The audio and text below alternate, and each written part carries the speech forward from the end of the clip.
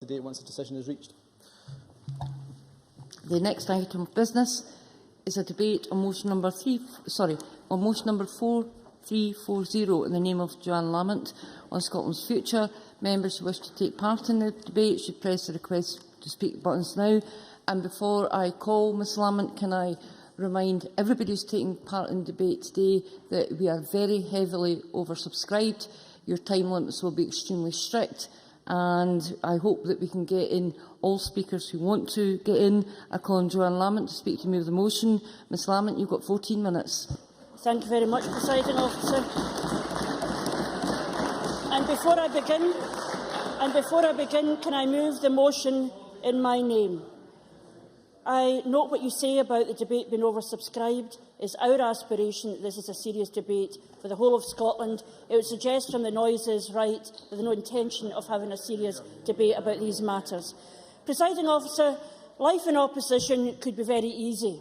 Sit back, don't say anything controversial, criticise the government's weaknesses and hope that in a few years' time, come the election, people will think you can do a better job. But a few weeks ago, I met with a group of carers, and for me, it was the final straw in what has been worrying me for many, many months.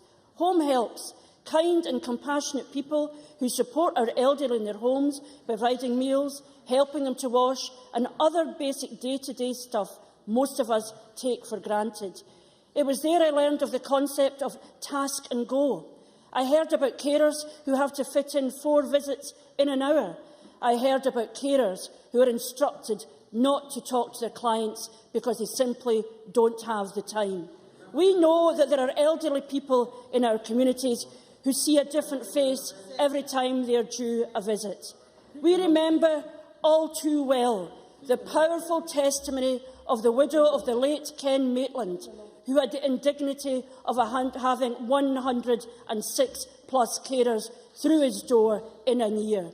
We know that there are elderly people who opt out of the care support because it's no longer working for them.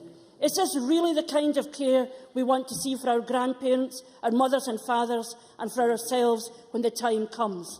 I decided enough was enough. Every week we are told by this SNP government how wonderful life is in Scotland, and any overhanging problems can be swept away with one magic solution. The presentation we hear from the First Minister every Thursday bears no resemblance to what I'm hearing in my community and across Scotland every other week. Well, we are not playing the game anymore. We cannot tell these women that everything is going to be fine. We cannot finesse something that isn't delivering for people.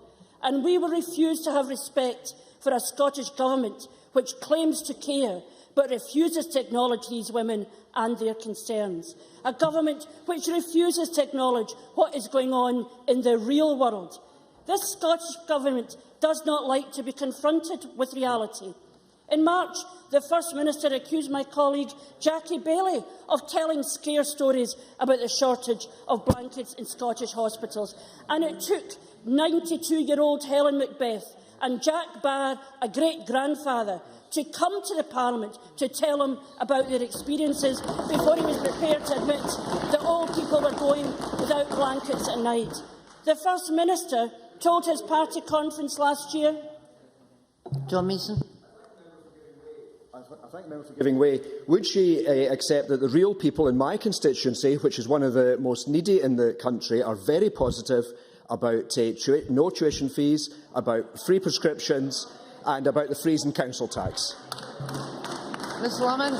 I would hazard a guess that some of these women I met in Glasgow come from your constituency. They come from your constituency. It is no comfort to them to tell them it is fantastic when every day of their lives they know that it's not. And they asked me, how can this go on? How is this allowed to go on, that we create these kind of circumstances in our communities? He might want to hide from it, but he should listen to people across our communities who are telling us something different. Now, the First Minister told his party conference last year that the rocks will melt with the sun before he allows tuition fees for Scottish students. He didn't say, unless you're a part-time student or a graduate. He didn't say the rocks will melt with the sun before he cut the bursaries of Scotland's poorest students by nearly £900. He didn't say the rocks will melt with the sun before he let the number of people going to college drop by 18,000. He didn't say any of these things. He let Mike Russell go ahead and make all of these things happen in what is probably the single biggest betrayal of Scotland's young people. But it can't be finessed. It can't be wished away. It can't be spun. This can't be explained with the selective use of statistics. This is what is happening in the real world, and the SNP government refuses to acknowledge it. Mike Russell, the man who penned that great work, Grasping the Thistle. Fiona MacLeod. On that point, I wonder if Ms Lamont would like to tell us what she would reply to NUS Scotland when they say that they are deeply concerned by any suggestions of a return to tuition fees for Scotland's students.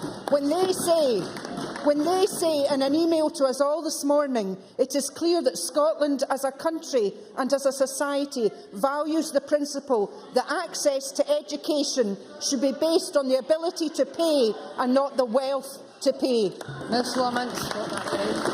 Ms Lamont.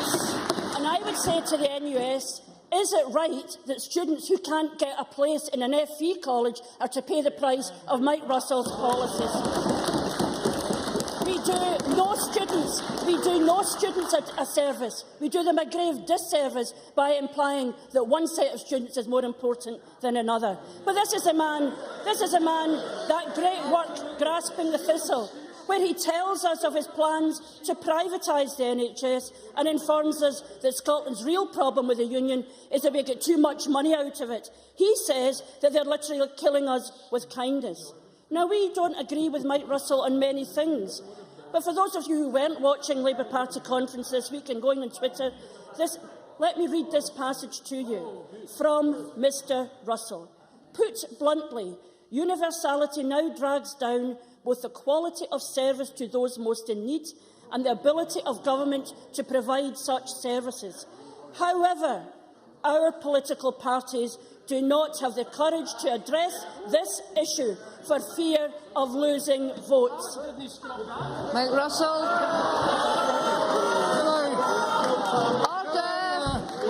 Can I thank the member for raising my sails yet again? I am more than prepared to say today my experience of the recession and of the loss of 25,000 university places south of the border makes me believe I was wrong.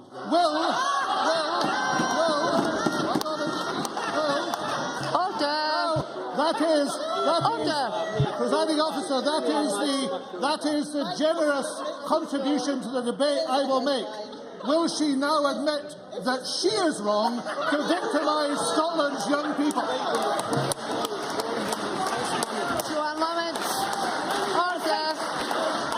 I think the real difference was that when he wrote the book, he opposed Alex Salmond. He now relies on his patronage.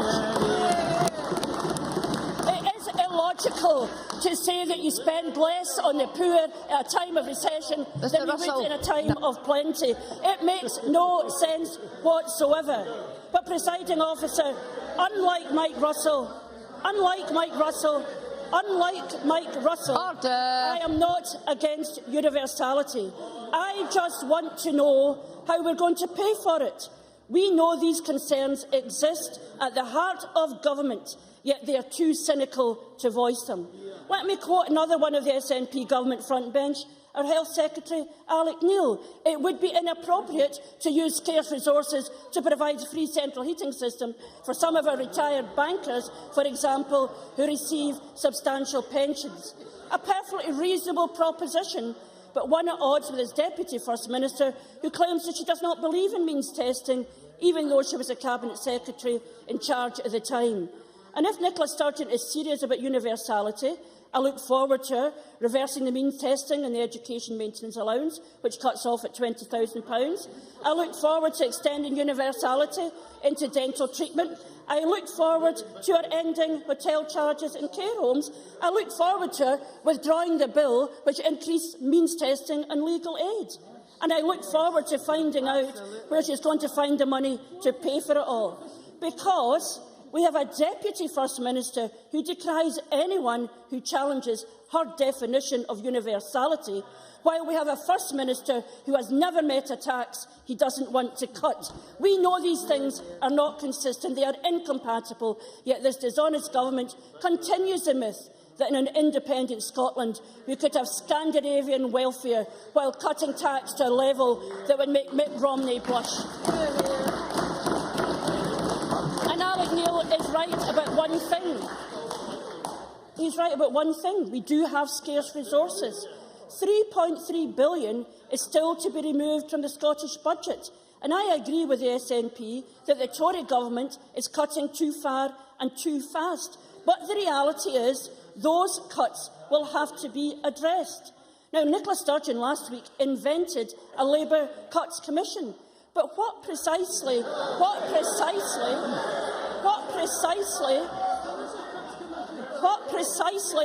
did she imagine John Swinney was asking Crawford Beveridge and Campbell Christie to do? Yeah. He asked them the question, what do we do in tough times? And Beveridge said, we ask the question not whether something is desirable, but whether it's affordable, and in those tough times, do we expect those with the broadest backs to carry the heaviest burden?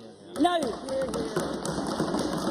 she is, of course, in complete denial, but the reality is there are now people out there facing the consequences of SNP cuts every day.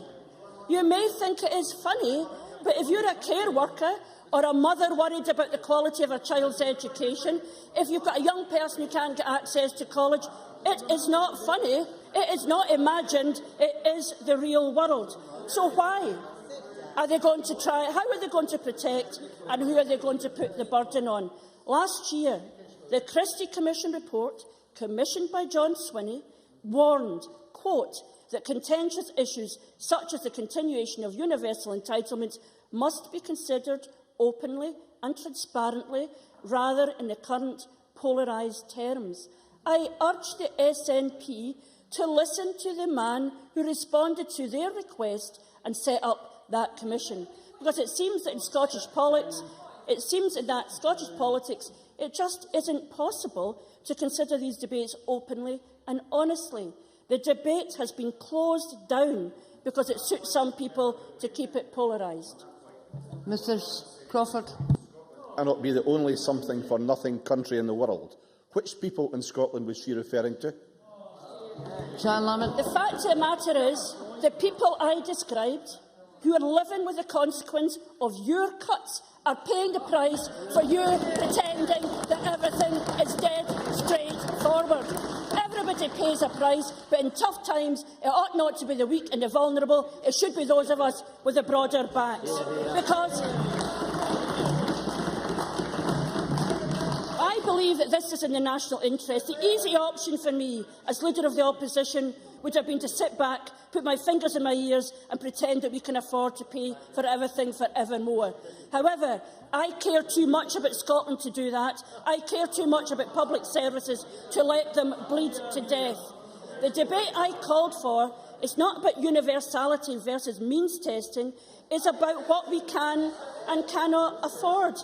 It is about affordability, it is about sustainability, and it is about how we protect those most vulnerable in these tough times. So what the SNP have to say on universality will be of little comfort to young people from poor backgrounds who cannot get a place at college, older people faced with declining standards of care. The members in the last 30 seconds. Jobs. The SNP do not have a basic understanding of fairness. That is the reality. Is it fair? And in my time I can only give one example. Is it fair that a mother has to pay £5 a day for the breakfast club and £11 a day for the after-school club just to ensure that she can get to work? The reality is we need an open and honest debate, and as long as the SNP close this debate down, have a false argument about what the challenges are, being denial about the cuts that they are implementing now. The people who pay the price for that are the people across Scotland who do not have the powerful table, sitting at the table with Alex Salmond to listen to his ear. The poor people in their communities, families working concerned, they have the right to have their voices heard, and there's an obligation in this government to respond to them. I now call on Nicholas Sturgeon to speak to and move Amendment 4340.4 in the name of Ms John Swinney. Ms Sturgeon, you've got a strict 10 minutes. Presiding Officer, it's always good to start on a note of consensus, so let me kick off with something I agree with Joanne Lamont about. We do have big questions to ask and to answer about the future of Scotland, about the kind of country we want to be. So I don't criticise Joanne Lamont for asking the questions. But unlike her friends on the Tory benches, I do take issue with the conclusion she has reached. It's a conclusion that has its roots in the deeply misguided belief of Labour that this Parliament should be responsible for divvying up the national cake but have no power to influence the overall size of that cake. It's a conclusion that puts at risk many of the hard-won social policy victories of this Parliament. Policies like free personal care for the elderly, policies like the council tax freeze that just 5 months ago was backed by Labour when they promised to continue it for the next 5 years. Presiding Officer, we've had Nick Clegg apologising for breaking his promises in government. Labour must be the first party on record to manage to break its promises from opposition. You know, it would be funny if it wasn't so tragic. It beggars belief that a Labour leader would reach the conclusion that the best response to Tory cuts is to take away benefits and opportunities from pensioners, from the sick, from families already struggling to make ends meet, and from working-class kids who aspire to a university education. On that point, I'll take an intervention. Joanne Lamont. I wonder if she thinks Campbell Christie is a Tory. That's the first point. The second point, the responsibility of government, regardless of the size of the cake, is to make sure it's distributed fairly. And by any test, her decision of her government, and it's not good enough to say we haven't got the powers. You still have the responsibility. The cake is that size. You need to answer why it's not distributed fairly. Nicholas Sturgeon. I'll come on to the choices we should be able to make. But firstly, let's remind ourselves of how Joanne Lamont described policies designed to take pressure off household budgets, designed to give our elderly people dignity and peace of mind, designed to ensure that education is not the preserve of the wealthy but open to all who have the ability to learn. She called all of these policies part of a something-for-nothing culture. What an insult to those who work hard, pay their taxes, save what they can and simply expect that their government gives them something back in return. Yes, I'll take an intervention. Rhoda Grant. Does the Cabinet Secretary believe it's dignified to lie in a hospital bed without a blanket? Cabinet Secretary. Labour are arguing that we should remove personal care, free personal care from our elderly. I will take no lessons in dignity from anybody on that side of the chamber. Now, Labour, here's the lie, because Labour tries to say it's all about making the well-off pay more. It's about people like her and me. Well, let me tell Labour the truth. Let me tell Joanne Lamont who she has really put in the frame, who she has chosen to make this debate about. It's the pensioner in my constituency who's worked all her life, who told me recently that before concessionary travel, she rarely got to see her elderly sister who lives in Inverness, but now she can do so whenever she wants. It's about the woman with a serious, life-limiting chronic condition, earning not much more than £16,000 a year, who told me that she often had to choose which of her medicines to take because she couldn't afford to take them all. It's the dementia sufferer whose free personal care might make the difference between her having to sell her family home or not. And yes, it's the young person the young person from a working-class family who dreams of going to university, but who knows that if there are tuition fees, she won't be able to do so. And Joanne Lamont likes to make these things personal, so let me tell her this. That one is about me, because that was me, that working-class kid going to university. We are the beneficiaries. We are the beneficiaries of free education. We have no right to pull up the ladder of opportunity and deprive today's young people of what we took for granted. So Presiding Officer, these are the people that Joanne Lamont has chosen to make this debate about. No wonder that voices in her own party are calling her approach chaotic and shambolic. So let's put it to the test. Hands up those on the Labour benches who think we should take away the bus pass. Hands up those who think we should reintroduce tuition fees or take away free personal care. Hands up those who think we should restore prescription charges. Yes. Drew Smith. Can I have Drew Smith's microphone, please? Drew, is your card in? Can we have Drew Smith's microphone? Thank you. Thank you, Presiding Officer. The Cabinet Secretary used two examples, elderly people and the services that they rely upon, and a young person going to university. What is her answer to the elderly people now who are facing an unfair system of social care charging? What is her answer to the student applying to college this year, now, under the SNP government, not when she was a student applying for university? Cabinet Secretary. This Parliament should have power to grow the economy, increase revenues and not be forced to choose between one student and another student. Presiding Officer, those on the Tory benches... Those on the Tory benches would have been quick to put their hands up to my questions, because, of course, all the people I talk about are the people that Labour thinks should bear the brunt of Tory cuts, the people that Labour would subject to the indignities of means testing for their bus pass or their personal care. Well, we think differently. Presiding Officer, we will protect the council tax freeze, free education, bus passes and personal care for our elderly, and the principle of healthcare free at the point of need. We will do it within a balanced budget, a budget that, yes, has been cut year on year by the Tory government that Labour is so keen to team up with, but that will nevertheless strive to boost growth, protect jobs and household budgets and make Scotland a fairer place to live. I'll take an intervention from Margot MacDonald. Margot MacDonald. I thank the Minister for giving way. I think it was a mistake, right enough, but I think I'm the only one old enough to have a bus pass.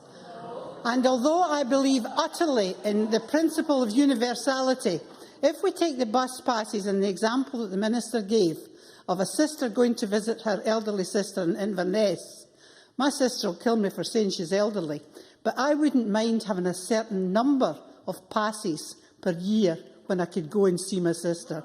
You could actually tinker with that bus pass. You are asking for ideas without giving up the principle.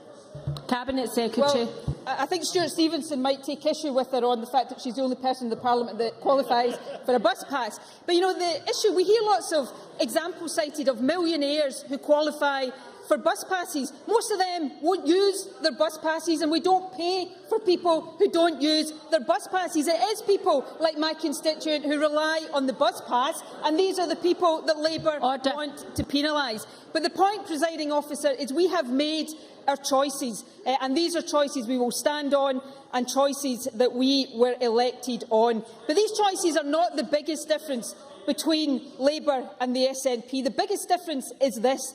Labour is happy to accept a future for Scotland that has us simply deciding how we pass on Tory cuts. We are not. The real tragedy of Joanne Lamont's speech is that she has allowed herself to be imprisoned in a Tory straitjacket.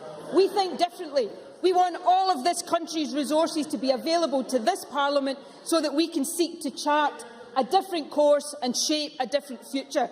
You know, I've said before and I will say again, independence is not a magic pill. It will not take away the difficult financial climate or the difficult decisions we face, but it will open up different Cabinet choices. Secretary's in her last In minute Joanne now. Lamont's world, the only choice is whether to punish the pensioner or the student, to pass the cuts to the sick or the family struggling with council tax. With independence, we will have different choices, the ability to make choices to get our economy growing faster so that revenues increase, the choice to shape a welfare system that reduces welfare costs by lifting people out of poverty. And we will have the choice, the real choice, not to spend hundreds of millions of pounds on Trident nuclear weapons, but invest instead in the things that really matter. So that's the real debate, Presiding Officer. It's a debate about who is going to determine the choices that define our politics, who is going to shape our future as a country, a right-wing Tory government or this Parliament and the people whose lives are affected by the decisions we take.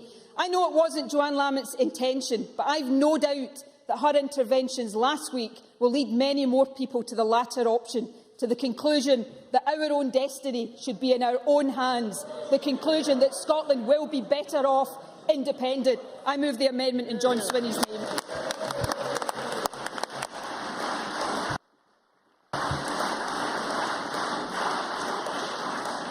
Order. I now call on Gavin Brown to speak to and move Amendment 4340.3. Mr Brown, a strict 6 minutes. Thank you, Deputy Presiding Officer.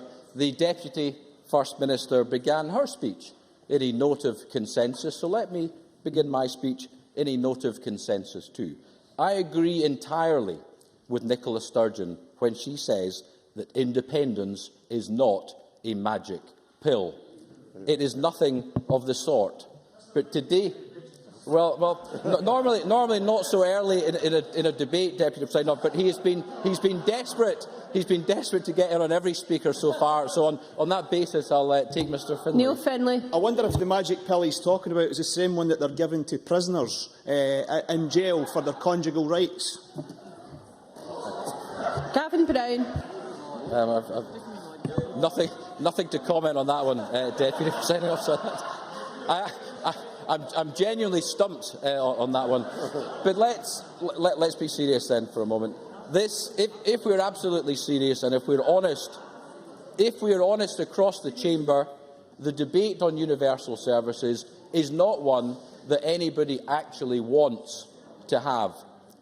People like universal services, and inaction in relation to universal services feels like the path of least resistance. And in the short term, it most certainly is. It's not a debate that we want to have, but it is a debate that we need to have. And that's where I do agree with what Joanne Lamont had to say on that point. We have to take some decisions now. We have to look into this very, very carefully. Why? Firstly, because universal services cost substantial sums of money. Audit Scotland, in their report last year, said that the combined cost of free personal care, eye tests and travel cost around £870 million a year and rising. That's not to say that this party or any party in this chamber wants to get rid of any of those fees. Let's make that absolutely clear, because that was put forward by the Deputy First Minister. What it does mean, though, is that we look at how they operate, we look at perhaps the age limit or some of the criteria to make you eligible for it. That does not mean you automatically want to get rid of them. They cost a lot of money, and at the same time, we have a tough environment for public finances, and we have demographic change colliding in behind it. Between 2008 and 2033, the number of people aged 60 or over will rise by 50%. The number of people aged 75 or over is almost set to double. Doing nothing, if we are honest, is not an option. It's not good enough just to stand up and make a stump speech about independence. It is important to look very carefully, critically and analytically at these issues. Now, the impression was given today by the Scottish Government that they are not open to any discussion on any universal service. Well, let's just look at bus travel, because the impression was given today that it's no chance of anything changing under the SNP. But let's look at what the Scottish Government actually said just a couple of years ago. In the Scottish Government's own review of the Scotland-wide free bus travel scheme from 2009, They concluded this: there may be a case in the future for examining the value of money of concessionary travel for those passengers over the age of 60 in full-time employment. And at the end of that report, one of the final recommendations of the Scottish Government's own report, that further work should be undertaken specifically to examine the long-term sustainability of the scheme. So in 2009, the Scottish Government accepted that you could review the system and that you could change the age criteria over time. But in 2011, just before the Scottish Parliament elections, they were suddenly against it, and it was a terrible crime. And ever since, they make it sound that anybody who questions concessionary travel automatically wants to remove it. What a lot of rot, Deputy Presiding Officer, when it was their own words just a mere 3 years ago. And the reason it's so important to examine, Deputy Presiding Officer, is because the universal services that we have are primarily demand-driven. With the very best of intentions, we have created demand-driven engines in our budget. Professor David Bell said this: the big thing about universal services is that they are open-ended commitments. I think that they should be revisited every 5 years to see whether they remain affordable. It's also important to look at the afford-to-pay principle. We heard some discussion about that, and we heard about examples of people who benefited from the concessionary travel scheme. An excellent example, and I have to say, and a perfectly fair one, from Nicola Sturgeon. But we hear examples too of people who can pay and are perfectly willing to pay, but actually, because they have a free bus pass, they don't pay. Now, we can trade examples, but let's look at what the former Auditor General had to say about this. Someone who didn't just assume that millionaires don't go on the bus because they've got a bus pass. He said this: the cost of providing free transport to people who are over 60 and still in employment is £34 million or so. That is dead weight expenditure, if ever I saw it. I'm afraid the member's finishing. I have only 12 seconds left, Mr MacDonald. I do apologise, but I can't. Deputy Presiding Officer, I move the amendment in my name, but I say this: my amendment is likely to be defeated because Mr Swinney's will pass, but we have asked that, as a first step, the Scottish Government agree to publish, in a few months' time, 10 years' worth of projected data for universal services going forward, so that all of us can see the figures to the best of our ability and can have an open, honest and transparent debate on the issue. Thank you. Thank you very much. We now turn to the open debate, and I have to remind members that time is very tight, so I can't compensate for interventions. The choice is yours. I call Linda Fabiani to be followed by Hugh Henry. Thank you, Presiding Officer. When I first saw the title of the opposition debate, Scotland's Future, I thought that we would be debating the fact that 6 months after announcing her intention to appoint a Let's Try Again to Kill Independence Stone Dead Commission, Scottish Labour's leader had finally confirmed its members and timetable. But no, this debate is about a different Labour Commission. It's the Let's Kill the Principles of the Labour Party in Scotland Stone Dead Commission, or as Joanne Lamont called it earlier, the Cuts Commission. The motion itself invites us to agree with Campbell Christie that we require open and transparent consideration rather than the polarised terms current. And yesterday, Joanne Lamont was on BBC Radio calling for a mature debate. However, last week, Joanne Lamont made it clear that for her the debate is over. In the language of the Daily Mail, she targeted Scotland's elderly, her sick and her young people to carry the can for the economic crisis precipitated by Labour and worsened by the Tories. The welfare state, trumpeted by Better Together as the glue of the union, was dismissed by Joanne Lamont as the something-for-nothing culture. And she tells us we misunderstand. She simply wants a debate and claims not to know in what direction Labour's policy is heading. Unfortunately for her, we don't need to rely on Joanne Lamont to see where Labour's going. I was watching Labour's conference and I saw Margaret Curran, Shadow Scotland Secretary at Westminster, rush ahead of Joanne Lamont, leader of Scottish Labour, to greet Ed Miliband. That action reveals Labour's true pecking order. It reminded me that as long ago as January, Margaret Curran gave much the same speech as Joanne Lamont did last week. So Margaret Curran at Westminster signals policy changes on devolved matters before Joanne Lamont gets there. That That was, of course, reinforced by Liam Byrne, he of the "there is no money left" note. Ironically, Mr Byrne is now Labour's welfare spokesperson. At the Labour conference, he said, "There has always been a balance in the welfare state between universal benefits and targeted benefits, and I'm afraid as part of ED's zero-based review, that balance has got to be looked at." So what was trumpeted as the leader of Scottish Labour laying out her stall in a grand speech was actually just a badly executed part of a London-led campaign aimed at the 2015 UK election. And the more Joanne Lamont struggles to align her actions to Labour's UK campaign, the clearer it becomes that the term Scottish Labour is just an electoral fig leaf. London calls the shots and is more interested in Scotland's voting strength than in allowing Scots to have real power. The power to make decisions that affect their children, their family, their communities and their country.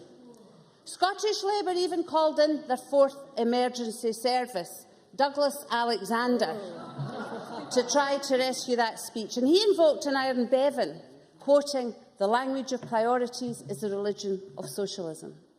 Well, the priorities of the people of Scotland, socialist or otherwise, are different from those of UK Labour.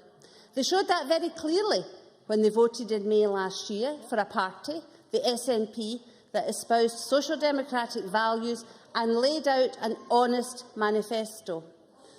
Of course, Labour's 2011 manifesto included a pledge there would be no upfront or back-end tuition fees for Scottish university students.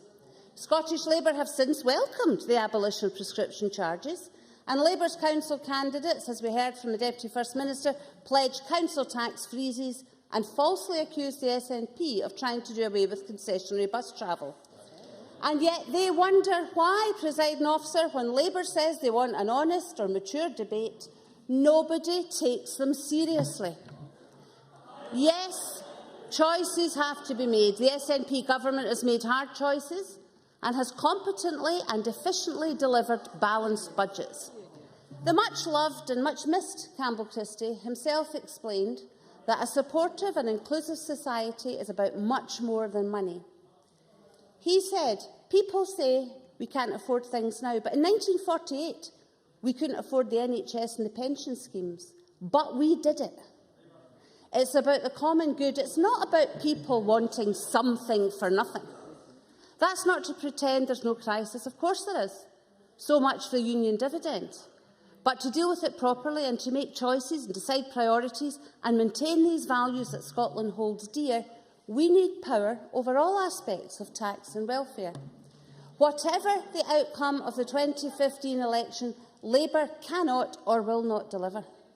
The Better Together parties want to maintain the status quo, Westminster business as usual, extracting maximum benefit from Scotland for the UK Treasury. If we follow Labour's line, the price will be wholesale withdrawal of benefits from low-paid Scots and a bloated bureaucracy to enforce means testing. Who would have thought, Presiding Officer, all these years of the working people's struggle, that the best the Labour Party could offer would be an end to universal benefits and one-nation conservatism? The only way to get the powers this Parliament needs and to sustain Scotland's values is by a resounding yes to a Scotland with the full powers of independence. I support John Swinney's amendment.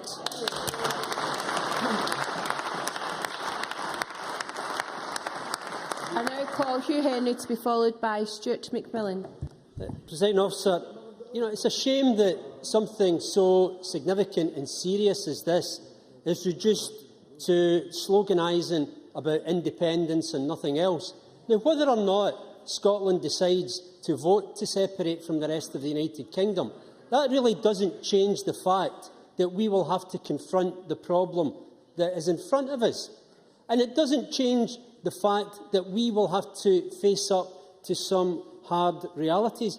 And, it's worth getting something clear from the start, because the SNP are attempting to pose this as they favour universalism and everybody else is against universalism.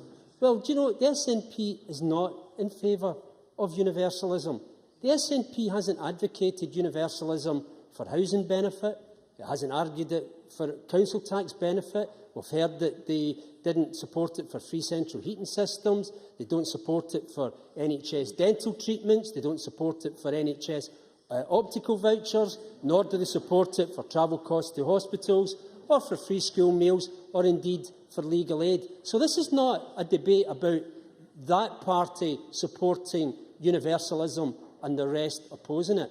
This should be a debate about what we as a country see as our priorities and how we use our resources to tackle those priorities.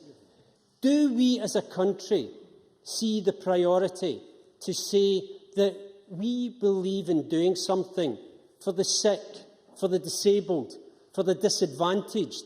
Do we as a country believe that it is right to skew resources in favour of those who are least well able to look after themselves? Or do we as a country say that the easiest thing to do is to give everyone in this chamber more money through a council tax freeze, more money through free prescriptions, more money in every other way? Because, do you know... Yeah, I'll take you. Annabel Ewing. Annabel Ewing. In light of what he has just said, what is the position of Glasgow City Council, who promised a 5-year council tax freeze in May of this year? Hugh Henry. Exactly the same position, indeed, as my own council in Renfrewshire in the campaign for the election, saying the same. The reality is that if they don't freeze the council tax for 5 years, they will be financially penalised by this SNP government. And they had to face a very, very hard choice. Were they willing to make the elderly, the poor, the sick and the disabled pay even more because of that? And they decided pragmatically and correctly that no, they couldn't do it. Because what is the reality? No, thank you. What is the reality of what's happening in our councils across the country? And I can only speak from my own personal experience in Renfrewshire, and indeed the ex-leader of Renfrewshire Council, Derek Mackay, is sitting there as well. Under this SNP government, that council in 2010 was having to face £75 million of savings targeted over 3 years, and indeed, or cuts rather, and indeed it's got even worse. They produced what they termed a difficult choices consultation, and they decided that in order to do all these things that are so good for everyone in this chamber, they would have to cut £300,000 from home care services. They would have to cut £175,000 for care homes for older people. They would have to cut social work budget by £743,000. And the reality was, this universalism, do we believe in universalism? Well, do we believe in universalism for those that rely on community alarms, who were having to pay more money for those services?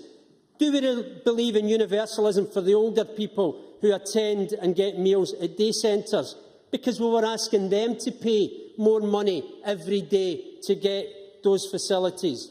Do we actually believe in universalism for those who need extra care and get housing meals, because we were putting up their charges by £7 per week?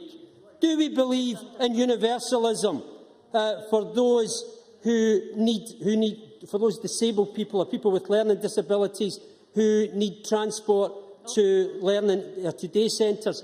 We decided in Renfrewshire, when Derek Mackay was leader of the council, to charge them £2.50 a day so that people like me could get my council tax freeze. Is that fair? Is that humane? Where is the universalism? Oh, Mr Mackay. Derek Mackay. Can I thank Mr Henry for giving way, and he's obviously cited the consultation that councils have carried out, and in this particular case Renfrewshire's.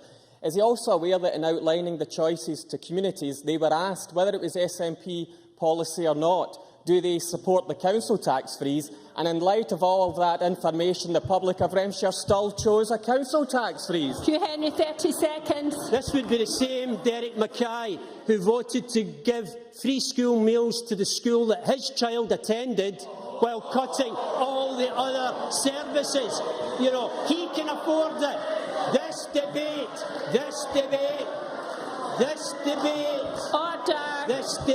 should be about the priorities for those those who are least well off, and you have shown that you have no care and compassion for those people.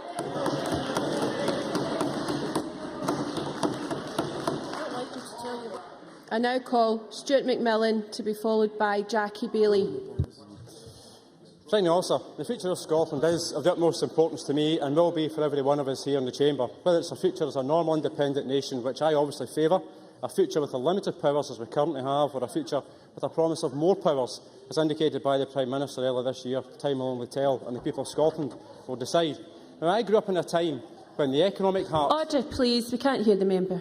I grew up in a time when the economic heart of Inverclyde was being systematically dismantled by a Tory UK government.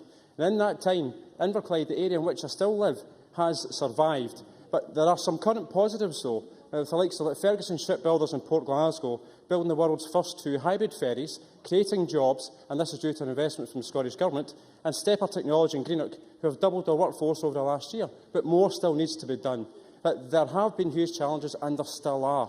But I believe Inverclyde, as I said, the area in which I grew up and still live, can have a successful future. In that future, as well as employment issues, we need to ensure that we can protect everyone who actually lives there. This is where this Parliament has worked, not only for Inverclyde, but for the whole of Scotland. This Parliament has introduced a number of initiatives that have had a positive impact on all of our constituents. The introduction of the free personal care for the elderly, free eye tests, the concessionary travel scheme, free dental check-ups, free prescriptions, and the council tax freeze, which I note the council tax freeze, which only today in the Lennox Herald was actually warmly welcomed by the Western Berkshire Council leader, Martin Rooney, when he actually said, "We have no plans to raise council tax over the next 5 years. I accept the right of my leader of the Labour Party to make these comments," the comments from last week, "but we've made plans." I actually agree with Martin Rooney on that point. Okay. Lewis MacDonald. Will the member accept that it's perfectly reasonable for local councils to make their own decisions about setting local taxes? Indeed, is that not the right way to go going forward? Stuart McMillan. I agree. I agree that local authorities should be making their own decisions. Absolutely. But I also agree. I also agree that the council tax freeze has been hugely beneficial across the whole of Scotland, including Western Berkshire, Mr MacDonald. I also appreciate that there are financial challenges facing Scotland and elsewhere in these islands due to the huge debt burden left by UK Labour and the failing austerity measures underway by the Tory Lib Dem coalition, a cuts agenda that is too far and too fast. And we all know, Presiding Officer, that the former Chancellor and now leader of the anti-independence campaign, Alistair Darling, said that Labour's cuts would actually have been deeper and tougher than Thatcher. He said this pre-2010 before he was booted out of office. Now, I know how Margaret Thatcher's cuts affected Inverclyde, and I can assure you that I don't want to go back to that.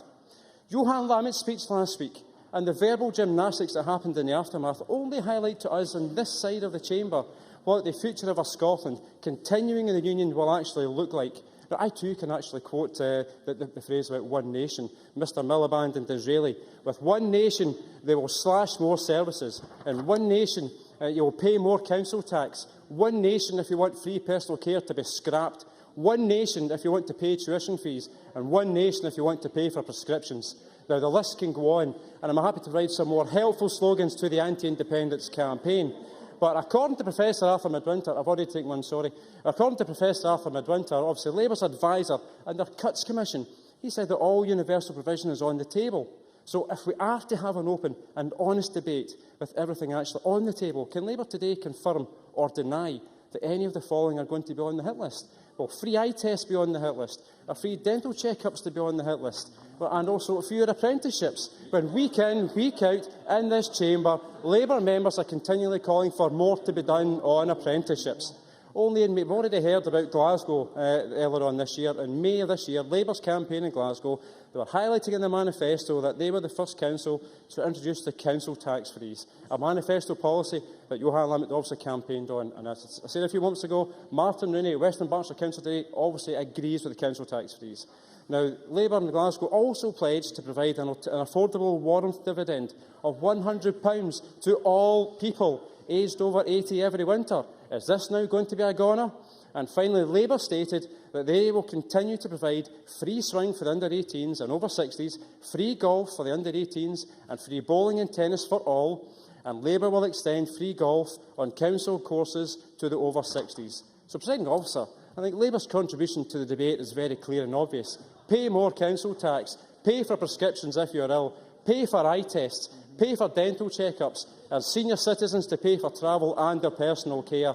But if you play golf or swim or bowl or play tennis, you can do it for free. That's reality, Mr Henry. The praise lavished on Johann Lamont by her Tory friends in Scotland and also Wales may be nice for her to hear, but I can assure you it's galling for Scotland's senior citizens who remember Margaret Thatcher. Now, who would have thought that Johann Lamont has become Scotland's Margaret Thatcher? Sure. I wonder how you feel about your own leader saying that the people of Scotland didn't have a problem with Thatcher's economic policies. 30 seconds left. Stuart McMillan. I'm sorry, Ms Lamont, but I'm sorry. Who would have thought that you have become Scotland's Margaret Thatcher? Now, the people I've spoken to have been shocked by Labour's conversion to Tories' policies. But we in this chamber all know that they are joined at the hip in the Better Together campaign. They should actually be changing their title of the campaign from Better Together to Poorer Together. At least then there will be some honesty coming from the unionist benches on this debate. You must finish, Mr McMillan. And let's back John Swinney's amendment this afternoon. Jackie Baillie, to be followed by Jamie Hepburn. Presiding Officer, we have faced many challenges in this Parliament before, but we did so secure in the knowledge of year-on-year budget uplifts and a trend of increasing resources. But times have changed, and we all know that. The economic forecast remains bleak, unemployment is rising and remains persistently above the rest of the UK in percentage terms. There are 30,000 fewer public sector workers, and our public services are under enormous strain. This isn't about talking Scotland down. This is about recognising the reality of the situation we face in our communities across Scotland. Now, over the next few years, our budget is likely to fall by £5.5 billion. So far, we've managed to save about 25% of what's required. Now, that doesn't take a genius to work out that three-quarters of the cuts are still to come. Meanwhile, out in the real world, families are actually squaring up to that challenge with their own household budgets, looking at what they need rather than what they want, considering what is essential rather than what is desirable. And it is time that this government did the same.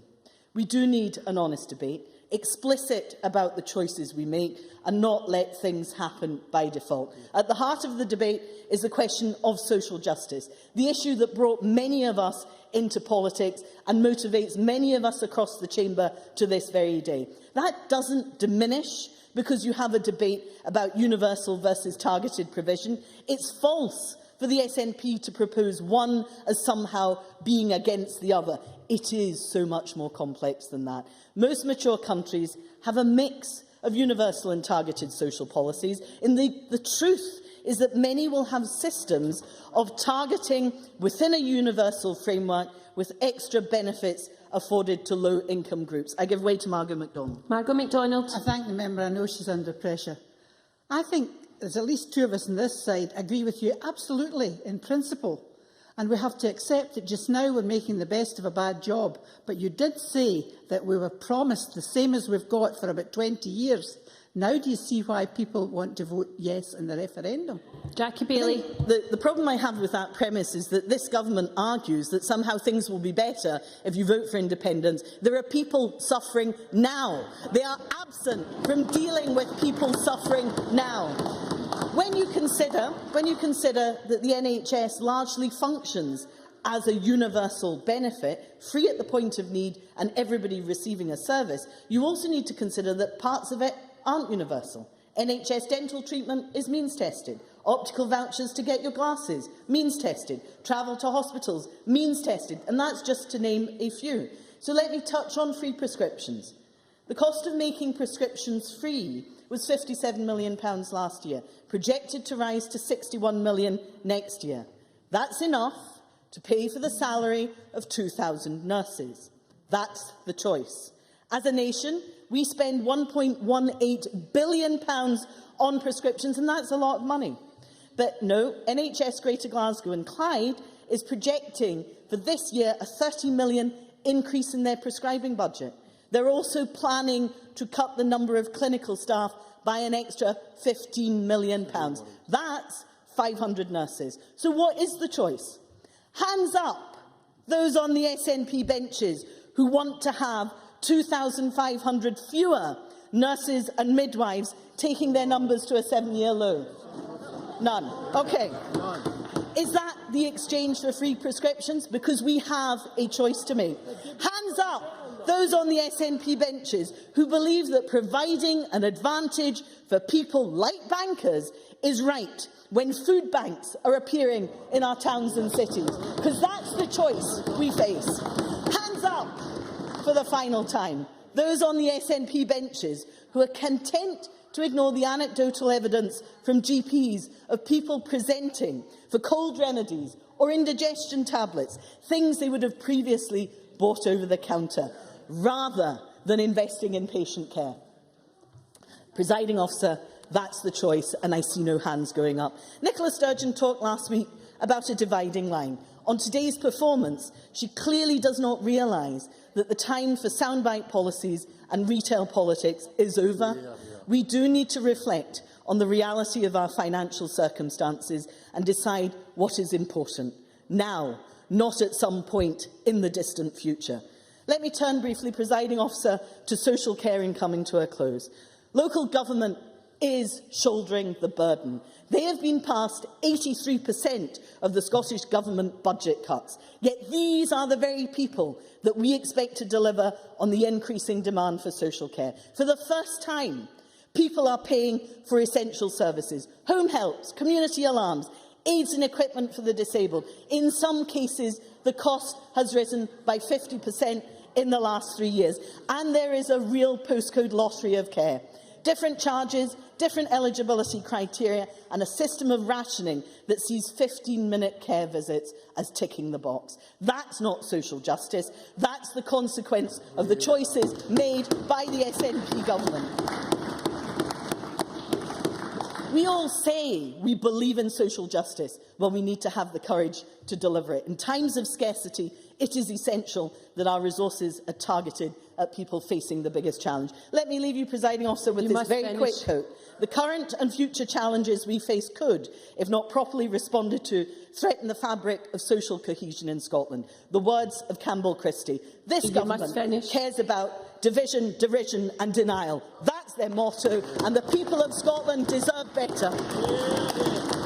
Before I call Jamie Hepburn, I have to say that speeches must be 6 minutes, or the presiding officers will need to use the nuclear option of cutting off, or we'll have to drop people out of the debate. Jamie Hepburn, to be followed by Willie Rennie. Presiding officer, and can I say I very much welcome today's debate. I have to say, presiding officer, I was very surprised to see, given the reaction to Joanne Lamont's speech last week, not least within our own party, and I was watching very closely to see the reaction to her speech today, and I can't say that it was universally welcomed across our own backbenches. I would have thought that this was a subject best avoided. But who am I to look a gift horse in the mouth? So I'm very happy to speak in this debate today. In relation to the issue that Jackie Bailey referred to, she's absolutely right. People are suffering now. We recognise people are suffering now. And I think it's very interesting to hear from a Labour Party that are saying that the people cannot wait till the referendum in 2014 because they're suffering now. And I see Jackie Bailey is saying that now. Why then have they established a commission that's going to come up with all these solutions to help people who are suffering now that's not going to report till 2015, 1 year after the referendum? Joanne Lamont. Joanne Lamont. Next meeting of our economy group next Monday. When is Mr Swinney going to start acting on what Campbell Christie said and what Beveridge said? Jamie Hepburn. Well, I'm sure we all wait with bated breath to hear the findings of Labour's Economy Committee, Ms Lamont. I'm sure we look forward to hearing what they've got to say. I was very surprised by the announcement by Joanne Lamont last week, presiding officer. It seems to be predicating the idea of Scotland having a something-for-nothing culture. I absolutely reject that kind of divisive terminology. I think it's very unfortunate to inject that kind of terminology into public debate. And more than that, presiding officer, because I don't accept it as a something-for-nothing culture, because let's remember, people are paying taxation into the system. But why is it that Joanne Lamont cannot explain what she means by the something-for-nothing culture? Because she was asked 4 times on Good Morning Scotland yesterday to explain what she means by it, and not once could she explain it. I'm happy to give way to her now if she can tell me what she means by something-for-nothing. Joanne Lamont. Tell you what I mean. When we end up getting free prescriptions, and the price is paid by somebody who can't get the care they need in our community. The women who were speaking to me last week, that's what I mean. Nobody gets anything for nothing. Somebody somewhere bears the cost. I'm happy to do it through taxation, but the reality is, with your job budgets, what is happening, your policies, independence in 2014, so this Parliament has powers over taxation, so we can instigate a proper system of progressive taxation. Mr Hepburn, you took the intervention. So she's allowed to chunt her on. Alex Salmond says he's going to cut corporation taxes under an independent Scotland. How does that improve the public purse? Jamie Hepburn. Well, I didn't actually hear the end of it, but I don't think I was particularly interested in hearing it anyway, Presiding Officer. Can I also say, I'm not only surprised, Presiding Officer, by the terminology, but also by this change in position by the Labour Party. Linda Fabiani rightly referred to a number of pronouncements by Labour figures at their conference. I want to refer to something that was said by Ed Miliband in his speech yesterday. He was referring to the Tory Liberal government. He referred to them as incompetent, hopeless, out of touch, U-turning, pledge-breaking, make it up as you go along, back of the envelope, miserable shower. He's absolutely correct, Presiding Officer, to refer to the Tories and the Liberals in that regard, but I suggest to Ed Miliband he can look closer to home at the Scottish Labour Party and Joan Lamont. Because let's look, Presiding Officer, at the 2011 manifesto for the Labour Party. In terms of free tuition, they pledged that they would not instigate tuition fees. In terms of free prescriptions, they said they would not reintroduce charges for prescriptions in Scotland. They said in terms of concessionary travel, they will sustain the concessionary travel scheme. And in free personal care, they talked of retaining the commitment to free personal care. And now we have a Cuts Commission where nothing is off the table. So when Ed Miliband refers to an incompetent, hopeless, out-of-touch, U-turning, pledge-breaking, make it up as you go along, back of the envelope, miserable shower, he could be talking about Joanne Lamont and Scottish Labour, frankly, Presiding Officer. Can I also say, Joanne Lamont has suggested that this vote fast is predicated on injecting honesty into the debate, given that what I've just read out there, Presiding Officer, given that these were commitments made in their election manifesto last year, is it not then safe to say that they presented a very dishonest prospectus in last year's election? I want to talk about why it's important to see, very briefly, Mr Kelly. James Kelly. Taking the intervention. In terms of the issues before this Parliament, can Mr Hepburn explain to me how his party will deal with families living in overcrowded accommodation in my constituency? What budget choices will you make to address these concerns on the ground now? Jamie Hepburn, and you get into your last minute. More homes are being built by this government than your government ever were, Mr Kelly. That's how we're dealing with that. And let me talk about why what the Scottish Government is doing is important. Let me talk about the council tax freeze, Presiding Officer, because it's been very interesting to hear that criticised on the basis that the wealthiest are benefiting the most. Well, frankly, that's not the case. If we look at the figures for this year, the average impact of the council tax freeze by income decile, the percentage of net household income saved by the council tax freeze for the bottom 10% is 0.8%, for the top it's 0.3%. It is the poorest in society who are benefiting most by the council tax freeze. And can also finish on this point, because I think that's an important point to finish on in terms of free prescriptions.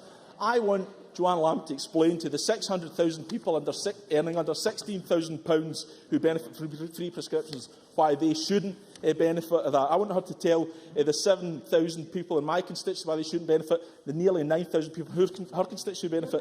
And she should know this, Presiding Officer.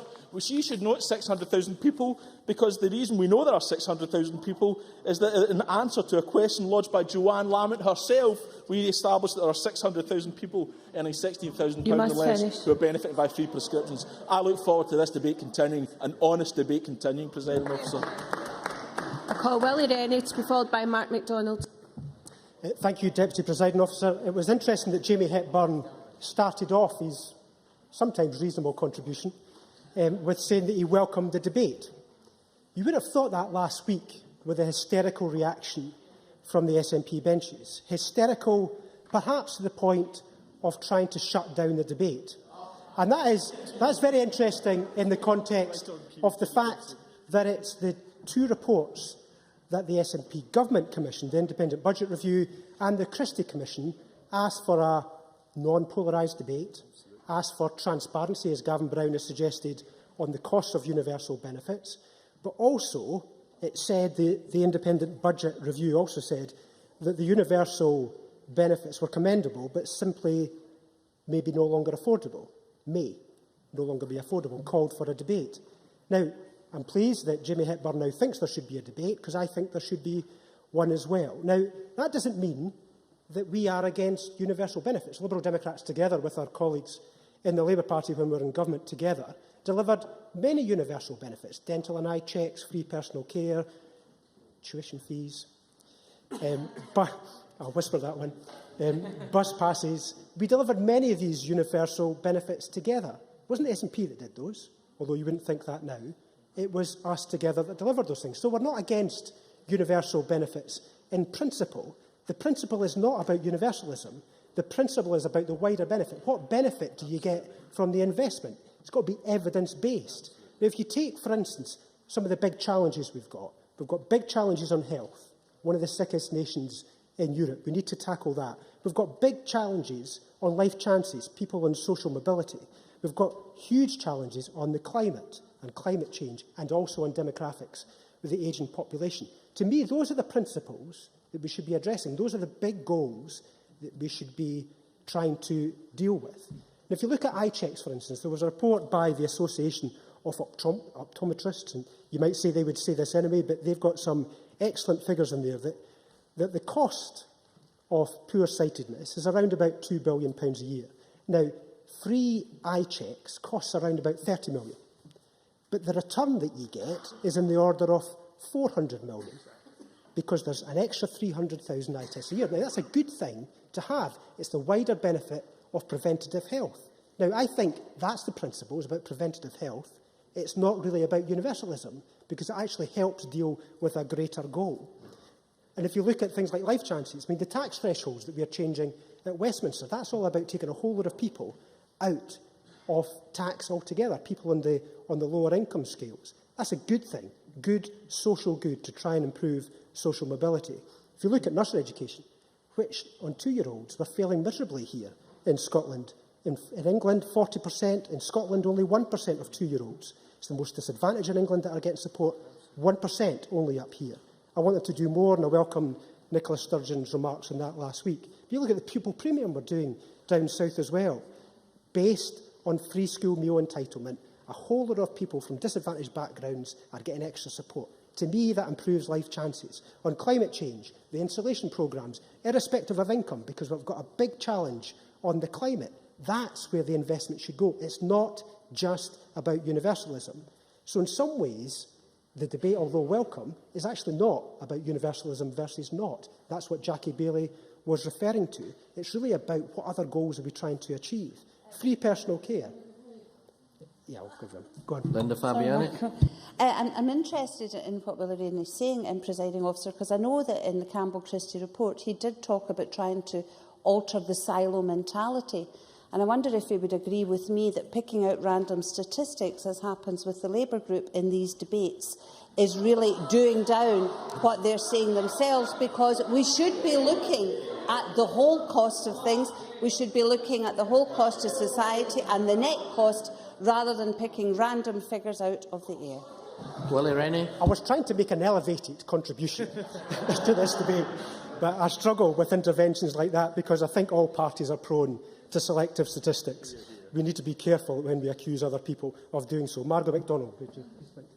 I thank the member very much indeed.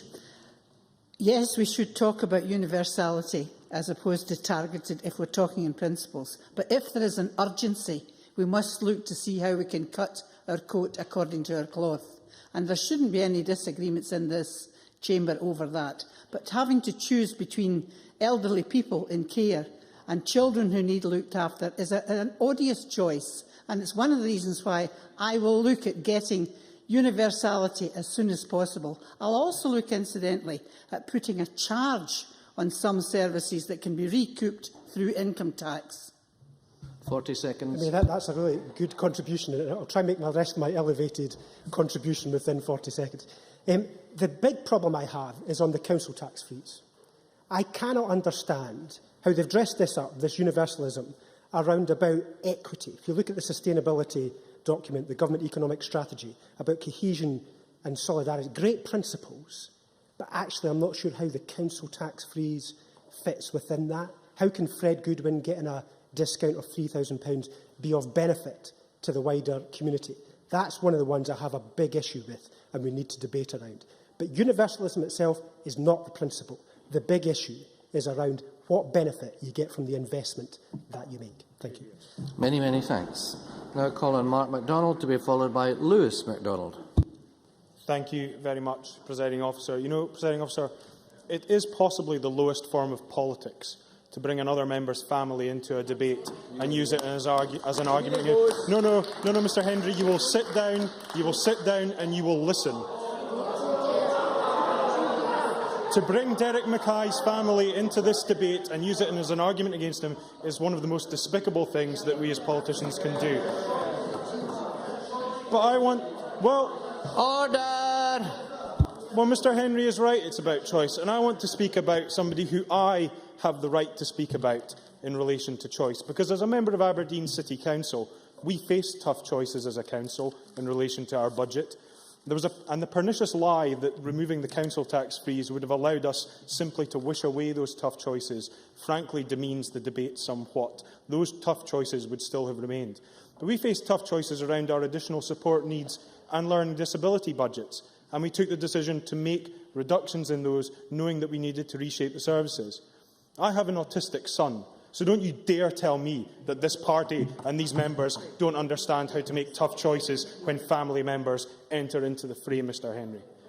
And allow me to quote from Campbell Christie, because the Labour Party opposite are very clear about we want to talk about the Campbell Christie Commission. In an interview with Holyrood magazine, Campbell Christie said, "People say we can't afford things now, but in 1948 we couldn't afford the NHS and the pension schemes, but we did it. The politicians of that era were determined that the supportive community environment should be underpinned by state provision, even in the most difficult of economic situations." We on the government benches have chosen our priorities. We set them out to the people in 2011. In many of those instances, the Labour Party either backed us in votes in this chamber or by placing those priorities in their manifesto. Indeed, a recent visit to the Labour website listed things like free prescriptions, free personal care, council tax freeze as policies the Labour Party were seeking to advance.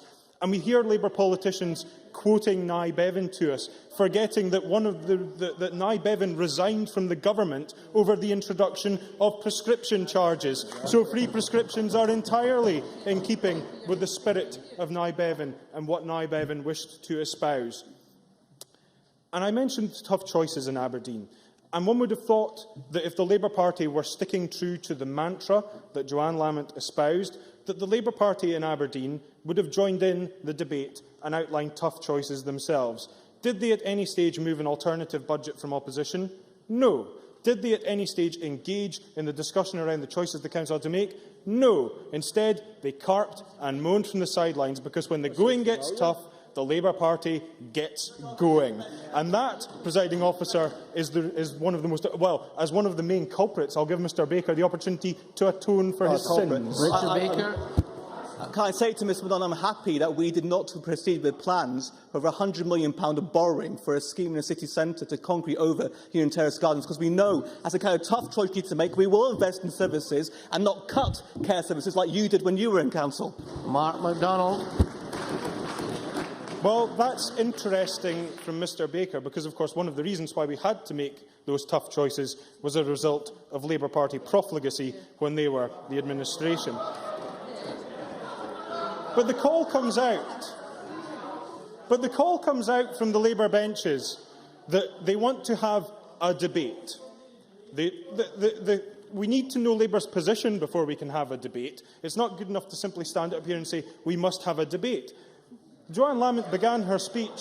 Order, please. Joanne Lamont began her speech by saying that she didn't just want to sit back and criticise the government. then spent 14 minutes criticising the government. What we want to know is what is the Labour Party's position on these issues. It's not enough to simply stand up and say we need to discuss whether we can afford to do these things, whether it's right to afford to do these things. This party has laid out its position and said that it not only believes that it can afford to do these things, but that it is right to do these things, and it is to the benefit of the Scottish people to do these things. And the Labour Party cannot simply stand up and say, we need to have a debate, but you'll have to wait until 2015 to know what our position in the debate is going to be, because that's when our Commission will report back.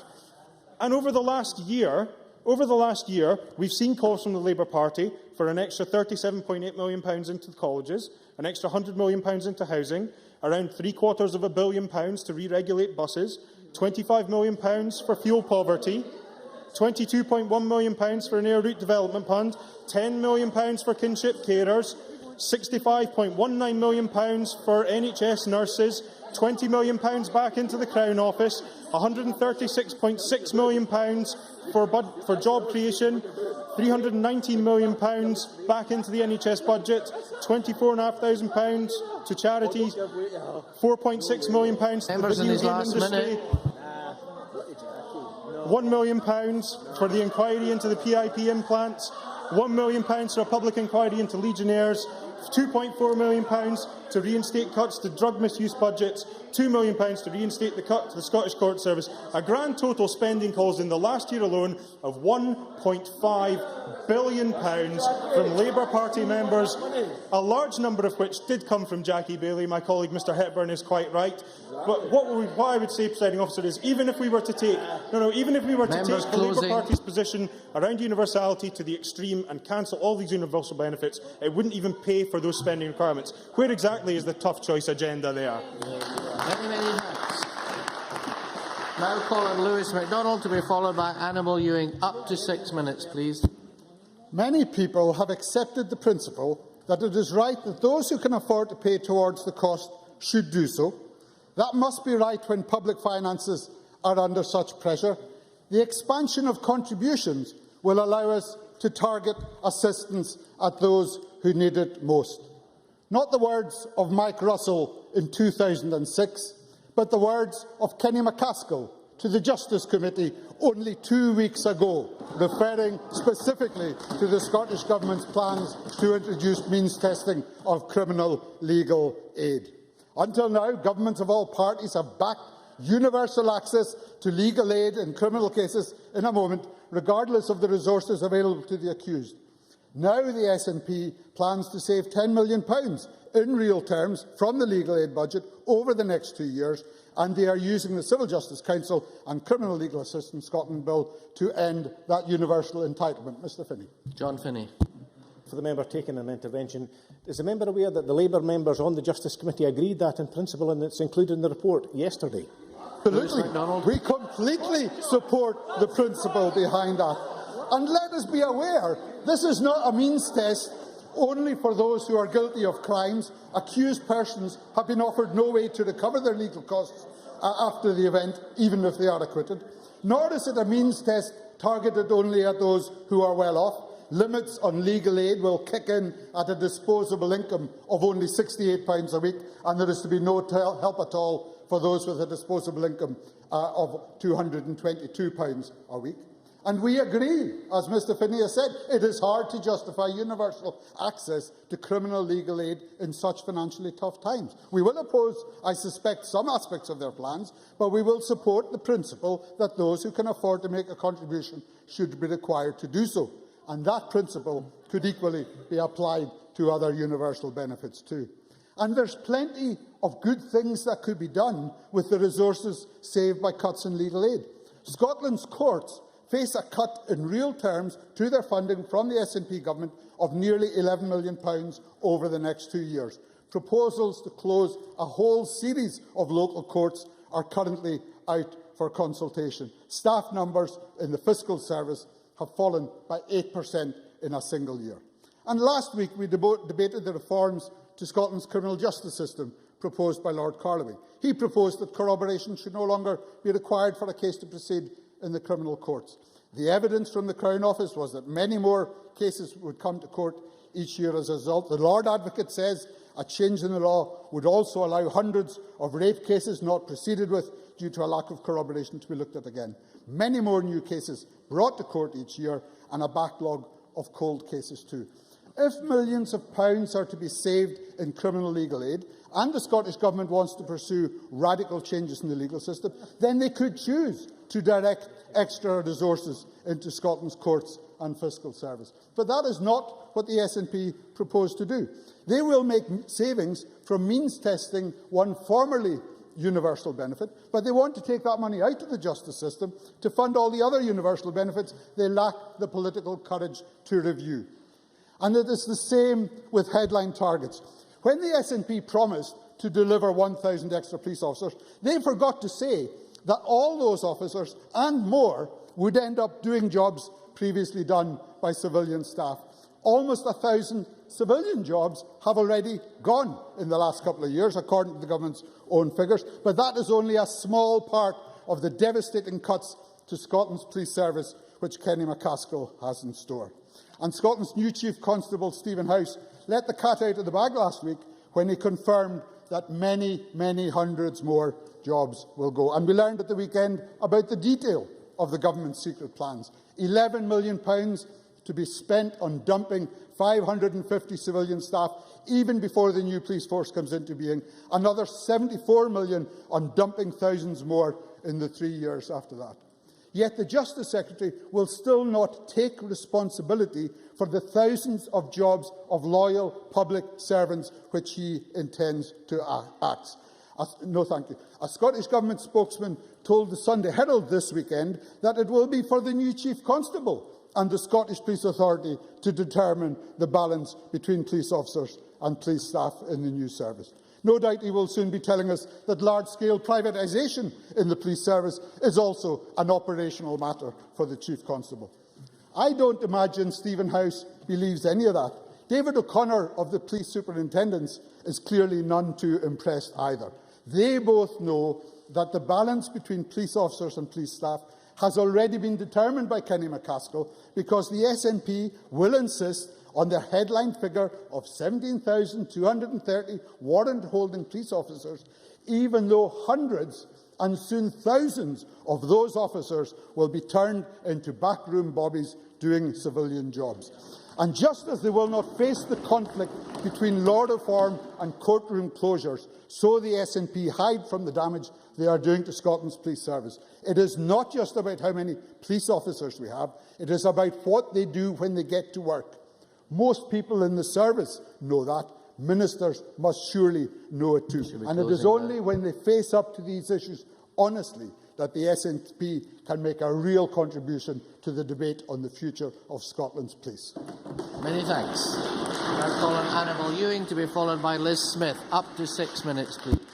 Thank you, Presiding Officer, and I'm pleased to have been called to speak in this afternoon's fairly lively, I would say, debate on Scotland's future.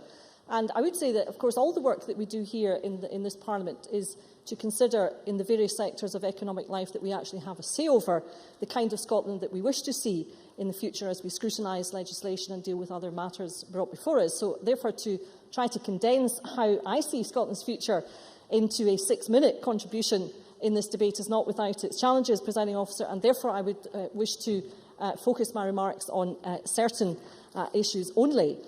And at the very outset, I would wish to stress that for Scotland to prosper, we cannot continue to operate with one hand tied behind our backs, for that is simply an illogical position for any nation to be in. And in order to transform our country and to see real social justice here, we need the powers necessary to do the job. That is, we need the powers of an independent country. For it is only, I would like to make some progress, please, for it is only with those powers that we can gain control over all of our resources and therefore make use of our resources in accordance with the priorities of our country. And for example, I would like to make some progress. For example, it is only with the powers of independence that we can rid ourselves of the obscenity of spending billions and billions of pounds on weapons of mass destruction on the Clyde, which, of course, Labour seem to be very keen to do. I'll certainly take an intervention. Ms. Jackie Bailey. I am very grateful for the member for taking an intervention, because normally the choice is posited as Trident or schools and hospitals. Isn't it the case that the SNP's policy is that if you cancel Trident, all the money goes into defence spending? Annabel Ewing. Thank you, Presiding Officer. I have to say to Jackie Bailey that she may not want to hear the answer that I would give, which is that as an independent country we could choose not to spend billions and billions of pounds on the obscenity of nuclear weapons, and could, for example, spend them on tackling child poverty and on having and securing a first-class education and health service in our country. Those are the kind of choices that the people of Scotland wish to make, and I believe will make in 2014, even if at that stage we have still not heard from the Labour leader as to whether or not she supports Trident renewal in this country. But to proceed, Presiding Officer, I would say that what we can do as an independent country is clear in terms of making our country the prosperous country that it should be, with the vast natural resources that we have at our disposal. And what could be more important? What could be more important than the health and well-being of our people and the education of future generations? And it saddens me, therefore, Presiding Officer, to see the Labour Party moving away from the idea of universal good in society. And that stems from the centuries-old tradition in Scotland of the common weal, particularly important at a time of economic difficulty for so many of our fellow citizens. And surely it is indeed in times of such difficulty that it is even more important to ensure that the common bonds of society and humanity that link all of us are reflected in the economic choices that we make. And that is why the social wage secured by this SNP government delivers some protection to households across Scotland in the face of the massive Tory cuts to public spending. I'll take Joanne Lamont. I wonder if you think it's part of the common weal to deny people with learning disabilities the ability to learn to live independently by attending college, which was a cornerstone of the quiet revolution that emptied our long-stay hospitals and gave people dignity and the ability to achieve their potential. Your cuts, your government, are cutting those places in further education right now. Annabel Ewing. Well, I've got two things to say to the Labour leader in Scotland, who still didn't take the opportunity to clarify position on whether she supports the replacement of Trident. But I would say two things. The first thing I would say is that, of course, Labour in Scotland prefer Tory rule over welfare rather than Home Rule. And the other thing I would say is, for a party that abolished the 10p tax rate, I don't think we on this side need to take any lessons at all in how to improve the lives of our citizens. Presiding Officer, it is only with this degree of economic protection that the social wage affords that inspires, in my view, hope that society that we all need, that a better day is indeed coming along. We need this hope so that we can work together as a nation with the Commonweal to make progress to a better and more just society. And how on earth does reintroducing a tax on the sick help our country move forward? As we have heard, until it was abolished by this SNP government, some 600,000 people across Scotland with an income of less than 16,000 were charged for their prescriptions when they became ill. How on earth does the Labour Party think that punishing these people by reintroducing prescription charges will improve their lives? And how dare the Labour Party say that these citizens are getting something for nothing? And to take Labour's new opposition to universality to its logical conclusion, where would the line be drawn? Are we going to be charged for going to see the doctor? Are we going to be charged for having operations, stays in hospital? What is the cost of their proposed means testing system? And it has to be remembered they have form here, Presiding Officer, because, of course, they did vote for foundation hospitals in the Westminster Parliament, which have paved the way for the privatisation of the health service south of the border. In conclusion, Presiding Officer, the way forward for Scotland is to take charge of our own affairs, is to secure the normal powers of an independent country, to transform our country and to see real social justice. Presiding Officer, roll on the 2014 yes vote in the referendum. Thank you. Thank you very much. Now call on Liz Smith, to be followed by Gil Patterson. Deputy Presiding Officer, I do welcome this debate, which, apart from the genuine interest, I think, in the Labour Party's policy repositioning, it is also a debate, as Hugh Henry alluded to, about the services that the state should be in charge of and the ones that they should not be in charge of. And therefore it's very much a debate about the extent of the burden that we expect our taxpayers to bear. And as Willie Rennie has rightly said, Labour has paid heed to the central themes of both the Christie and Beveridge reports, plus the utterances of many people in the business and civic communities across Scotland, who are warning that the current situation of universal benefit payments is simply not sustainable unless there is either an increase in the overall tax receipts in Scotland or significant reductions in some other areas of public spending. And all that comes at the times when there are concerns about the bloated size of the public sector in Scotland. And so let me say why, in the context of discussing universal benefits, that there is a very specific debate to be had in higher education, and why we decided some time ago that there should be a graduate contribution in Scotland to provide greater income for our universities.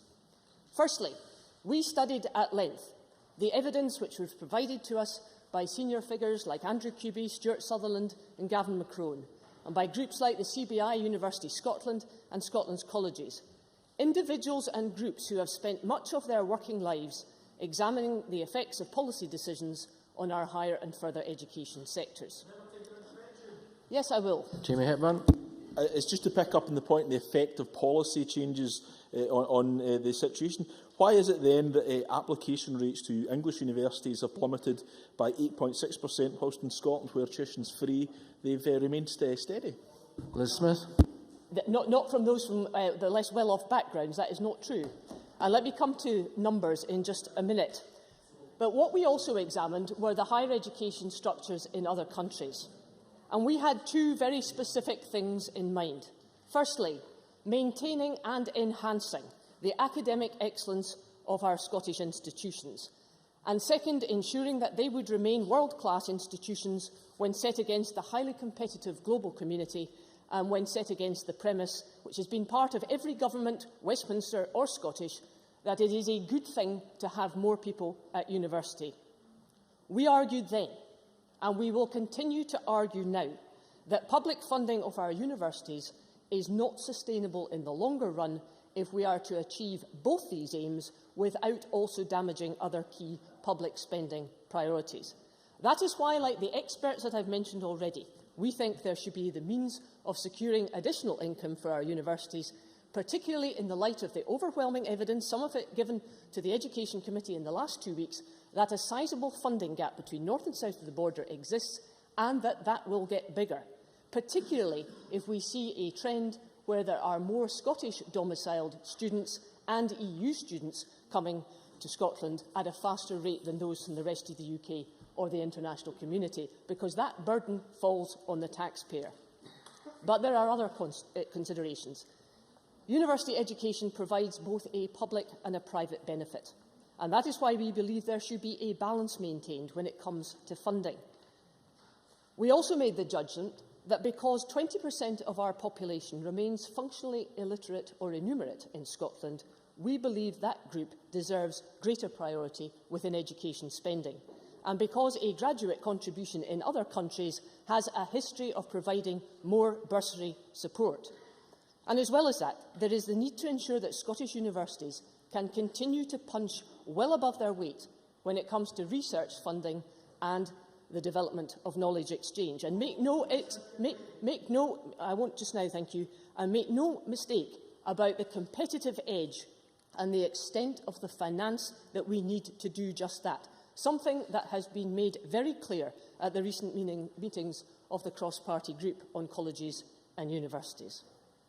But there is also an inherent discrimination within the Scottish Government's higher education funding policy.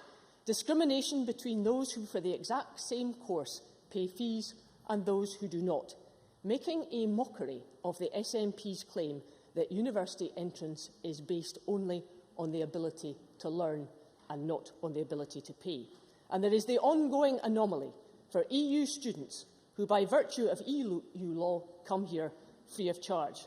And the Cabinet Secretary may partially have solved the Irish anomaly, but he cannot solve the EU anomaly because, by law, it can't be done. So when Mike Russell makes that claim, he is grasping at thin air rather than grasping at the thistle. The SNP blandly argues that none of this matters. It's all to do with numbers. And at what price? At what price to our colleges? At what price to the competitiveness of our world-class institutions, to their staff, to their research funding, and to their ability to stay ahead of the game for decades into the future? That is why we made the choice to have a graduate contribution. Presiding Officer, Gavin Brown eloquently set out why we will have to have major differences with Labour, and why Joanne Lamont needn't get too worried about becoming the Tory poster girl just yet. But on one thing, we certainly agree with Labour. We need an honest debate, and that is why we will take that debate forward. Thank you very much. Now calling Gil Patterson, to be followed by Malcolm Chisholm. Up to 6 minutes, please. Thanks, Presiding Officer. There have been times in my political life when I didn't know whether to laugh or cry. The announcement last week by New Labour was one of those moments. Who would ever have imagined that New Labour could out-Tory the Tories? Even Margaret Thatcher would have had more sense than to say Scotland can't be the only something-for-nothing country in the world. Sadly, this wasn't the case with the New Labour Party. Presiding Officers, let me tell Labour just a few things. Whatever we decide to do with our money is for us to decide, particularly since the money we are talking about is ours, and not just some of it, but all of it. In fact, what we get to spend is less than what we contribute. And the way that Labour articulated its something-for-nothing announcement smacks of the subsidised Scotland First strategy that has persisted from the Labour Party and the fellow unionist parties for years, when in fact, not at the moment, when in fact Scotland subsidises others by paying in more than we receive. All of this designed to undermine the people of Scotland's self-confidence and self-belief. Then there are the specifics of what Labour promote. For instance, to identify who qualifies for free prescriptions will result in the introduction of mean testing, the record of self-respect and self-confidence. I just wonder if any of those responsible for this proposal have ever been on the receiving end of means testing. Let me tell you firsthand, having been forced to take handouts at school. As a young child, the humiliation experienced, along with the jibes and the bullying that goes with it, is totally and utterly soul-destroying. So much so that I preferred to go hungry many times rather than be hit with the stigma surrounding handouts. And of course, if the reason why Labour is suggesting this is a shortage of cash and that some people benefit from prescriptions who are well enough off to pay for their own, but Labour are still happy to put those who are generally in need through the misery of means testing, then their reason doesn't stand up to scrutiny. Since it would cost more in pure bureaucracy than what it costs to provide free for all our people. Looking more closely on the impact of charging for prescriptions would have on the general population, I remember well when I was taking evidence on my private member's bill on palliative care during the last Parliament, visiting hospitals, hospices and care homes, as well as many other institutions, talking to doctors, nurses, patients, family members and friends. I sought the views as to the desirability of such a bill for those at the end of their life. On one occasion, I was speaking to a gentleman who explained his personal journey and how life could have been made a little bit easier for him and his family. He explained that he had been very unwell and off work, but after a while his condition improved enough for him to return to work. As he was earning money, he had now had to pay his prescriptions, which consisted of, and my memory, if my memory serves me right, I think it was 5 items. He informed me that he could only afford roughly 3 or 4 items. His doctor had indicated that he needed to take the full prescription in order to advance his recovery, but as he couldn't afford, it effectively made him sicker. Would he have lived longer if he was able to take the full prescriptions? I don't think we know that. If the gentleman had access to prescriptions during this period, how much would it have cost the taxpayer in real terms? I suspect a lot greater. Instead, he had to go through sessions of acute care, which we all know is far more expensive and stressful for the patients and their families. I'm sure that all members of this Parliament have had constituents who have been in a similar situation, and we should honour our commitment to ensure that our people live and die in dignity. Free prescriptions for all, regardless of income, lives up to that commitment. Labour members, in the manner in which they follow their leader, and I don't mean Joanne Lamont, but their real leader, Ed Miliband, who is abandoning those who are able to defend themselves in order to play to the south-east of England, should hang their heads in shame for this betrayal and should know that the rightward shift of Labour Party is not yet complete. London institutions and policymakers are calling right at the moment for public sector wages to be capped in the regions in order to further subsidise those in the south-east.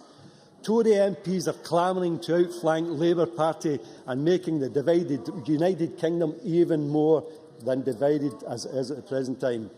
What this means is those who live in the leafy suburbs of London are in secure jobs created by the government in an area which is already over-subsidised will further benefit while the rest suffer. And once they retire, many of them will cash in their subsidy bonuses and head for the poorer regions, where they will outbid the local inhabitants. You must close, please. I will close there. Right, thank you very much. Now, Colin Malcolm Chisholm, up to 6 minutes, please. Presiding officer, I've always thought that the Deputy First Minister was a superb debater, and today she spoke with her usual forcefulness and style. But her speech today, like that of her colleagues, was constructed out of building blocks of fantasy. Fantasy about Labour's position on these matters, fantasy about the world of limitless resources she would like, rather than the world of declining resources that we live in, and fantasy about the Scandinavian welfare with Romney-type tax cuts, which is her prospectus for an independent Scotland. The first mistake she made about Labour was saying that we broke our promise on the council tax. We made it absolutely clear in the election 18 months ago that we supported the council tax for 2 years, and as far as I know, this is the second year of this Parliament, so let's hear no more about such an accusation. The second mistake that she made, a mistake made by all the other SNP speakers, was to say that we were against universal provision. Of course we are not. We created the welfare state, but the welfare state has always been a combination of universal and targeted provision, and the principle of universality has always been applied on a case-by-case basis. I give way. Mark MacDonald. Mr Chisholm might not wish to hear it, but I've had a great deal of respect for him as a politician ever since he resigned from Tony Blair's government over a cut to benefits for single parents. Does he believe those same single parents should be forced through the ignominy of means testing for some of the benefits that this government is providing to them for free? Well, if Mark MacDonald had thought before he would have made that intervention, he will have realised that single parents benefited very greatly from the measures that the Labour government introduced in a targeted way through tax credits and childcare tax credits as well. Now, I think in their heart of hearts that Scottish Government ministers also believe in a mixture of universal and targeted. I heard rather a good speech from Derek Mackay at the Early Years Conference on Monday, and I wrote down 7 words that he uttered within that speech because I thought they were striking. He said, sometimes universal, sometimes targeted, just evidence that. And I wrote them down because that is precisely what we're going to do in our own review.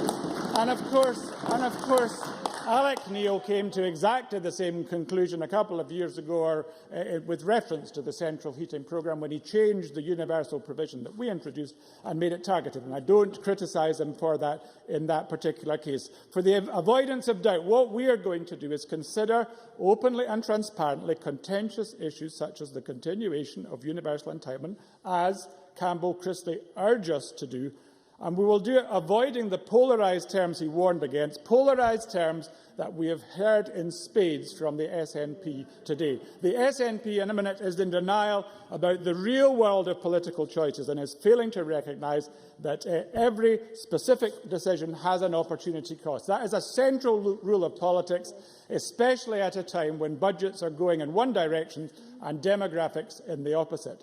None of the universal entitlements being discussed today were linchpins of the post-war welfare state in the same way that the NHS is, which is not to say that they are not desirable.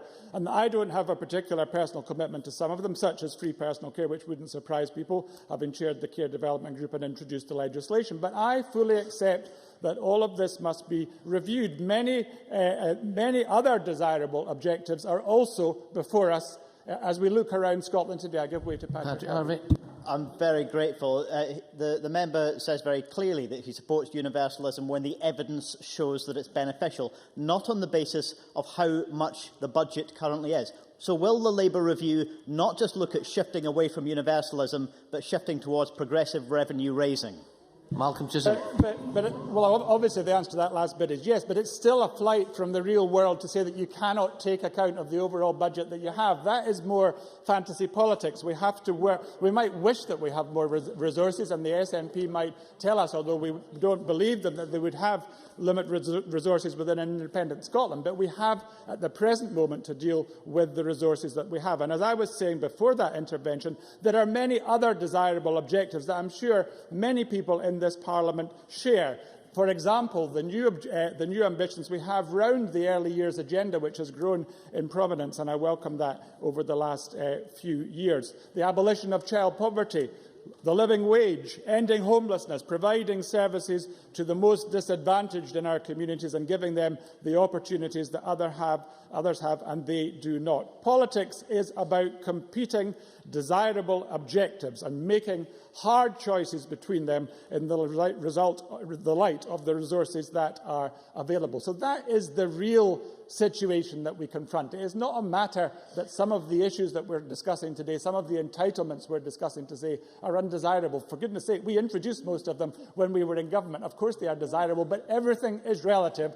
We have heard from speakers on our side, led by Joanne Lamont, of all the problems that we have, particularly in our disadvantaged communities, but more generally than that. And it's a matter of weighing up the competing desirable objectives and deciding what are most desirable for us within the current financial situation. We have made that groundbreaking step, and it is time that others moved on and made the same step as we have.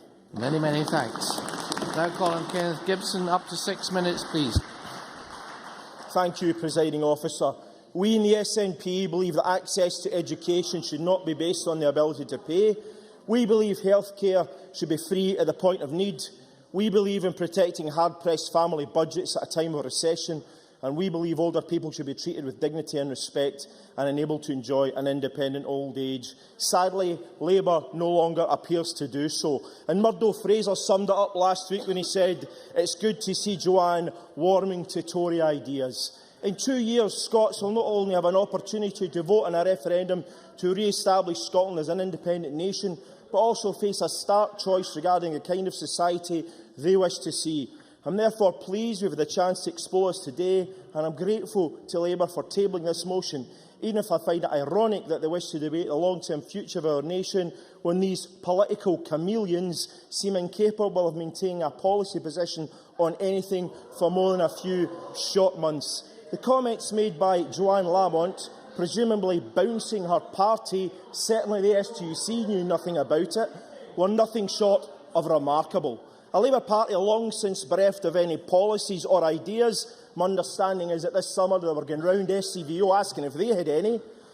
The only policies they had at the last election were to steal popular SNP ones, and I will let you in at some point, Mr Gray, which they opposed, pinched at the election and then discarded, now taking a huge leap to the right and seeking to remove popular, effective, idealistic and fair universal benefits from the people of Scotland during the harshest economic recession in living memory. It frankly beggars belief, and both Labour and the Conservatives today seem to have ruled out economic growth as a potential route out of the mire that we are currently in, which just shows how utterly bereft they are in terms of their policies. Cut, cut, cut is all they have to offer. It would appear that 13 years of Blair and Brown, followed by their recent bed-in with the Tories, has transformed an increasingly opportunistic and posturing Labour Party beyond recognition. But our record of delivering equality, opportunity, independent living, dignity and respect to the people of Scotland speaks for itself, and we are proud to defend our record in the provision of universal benefits. Not long now, and I'll let you all in, not you, Mr Finlay, after that embarrassing contribution earlier on. Joanne and Lamont and her party, instead of seeking to protect benefits such as a free bus pass, free higher education, free personal care for the elderly, free prescriptions and freezing a council tax, now want to limit access or scrap them altogether. How many of the 1.24 million people with a free bus pass will lose that bus pass? But of course it's not, is it? They say we have to look at reality. And of course we have to look at reality. But it's funny that reality didn't seem to come into the equation when we were discussing the budgets last year, whereas my colleague Mark MacDonald pointed out clearly every single Labour front bencher called for more money in every single portfolio. And we knew, because Alistair Darling said that cuts under Labour would have to be deeper and tougher than Margaret Thatcher, and Ed Balls, the kind of crown princing in waiting, said only this week, on behalf of Joanne's master Ed Miliband, that Labour would have to be ruthless with cuts. I'll take an intervention from Mr Gray in a second or two, because he was first, Michael, but I'm just over halfway through. The apparent confusion whether Labour knows no bounds. And Ed Miliband yesterday simply rehashed the 1995 Tony Blair speech on One Nation, plagiarised, as you would see if you read today's Independent. Mr Gray, you were up after 30 seconds. Ian Gray. Well, the moment for the intervention I intended is kind of past, but I'm prompted to ask this. If this SNP government have cut 30,000 public sector workers out of the workforce in Scotland, then their cuts are deeper than George Osborne's. Are they not the most ruthless cutters on these islands today? Absolutely preposterous. The workforce is not shrunk by 30,000, and jobs have been by wastage, not by compulsory redundancies. Unlike some of Labour's councils, Councillor Gordon Matheson bragged that Labour-controlled Glasgow City Council was the first to introduce a council tax freeze and featured a 5-year council tax as his #1 priority.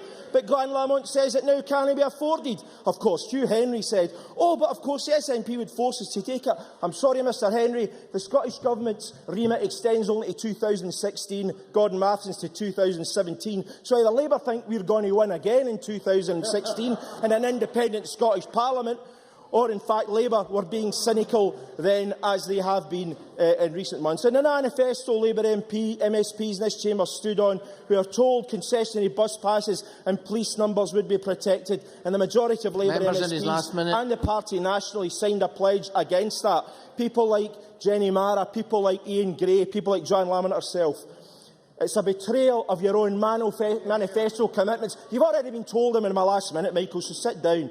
Ironically, as John Mason will recall, as part of their usual pay anything to get elected, including frightening old people by-election misinformation campaign in Glasgow East 4 years ago, Labour claimed the SNP would abolish pensioners' bus passes. Now we hear nothing from Labour is off the table. Labour doesn't seem to understand what it even stands for anymore. Of course, Joanne Lamont has been praised mainly by the Daily Record and the Daily Mail for being brave in making an announcement, but the reality, there is no bravery in refusing to tell people which benefits would be removed if Labour took office and who would suffer, and there's no bravery on picking on the weakest people in our society. Presiding Officer, I support the Cabinet Secretary's amendment. Thank you very much. Now Colin Patrick Harvey. Sadly, only 2 minutes, please. I agree with the central premise that the Labour Party are putting forward, that it's not possible to show a commitment to a series of universal benefits and to high-quality public services, while at the same time showing an instinct to cut every tax. In short, the phrase that Joanne Lamont used, a commitment to Scandinavian levels of public services and US levels of tax. Of course I agree with that.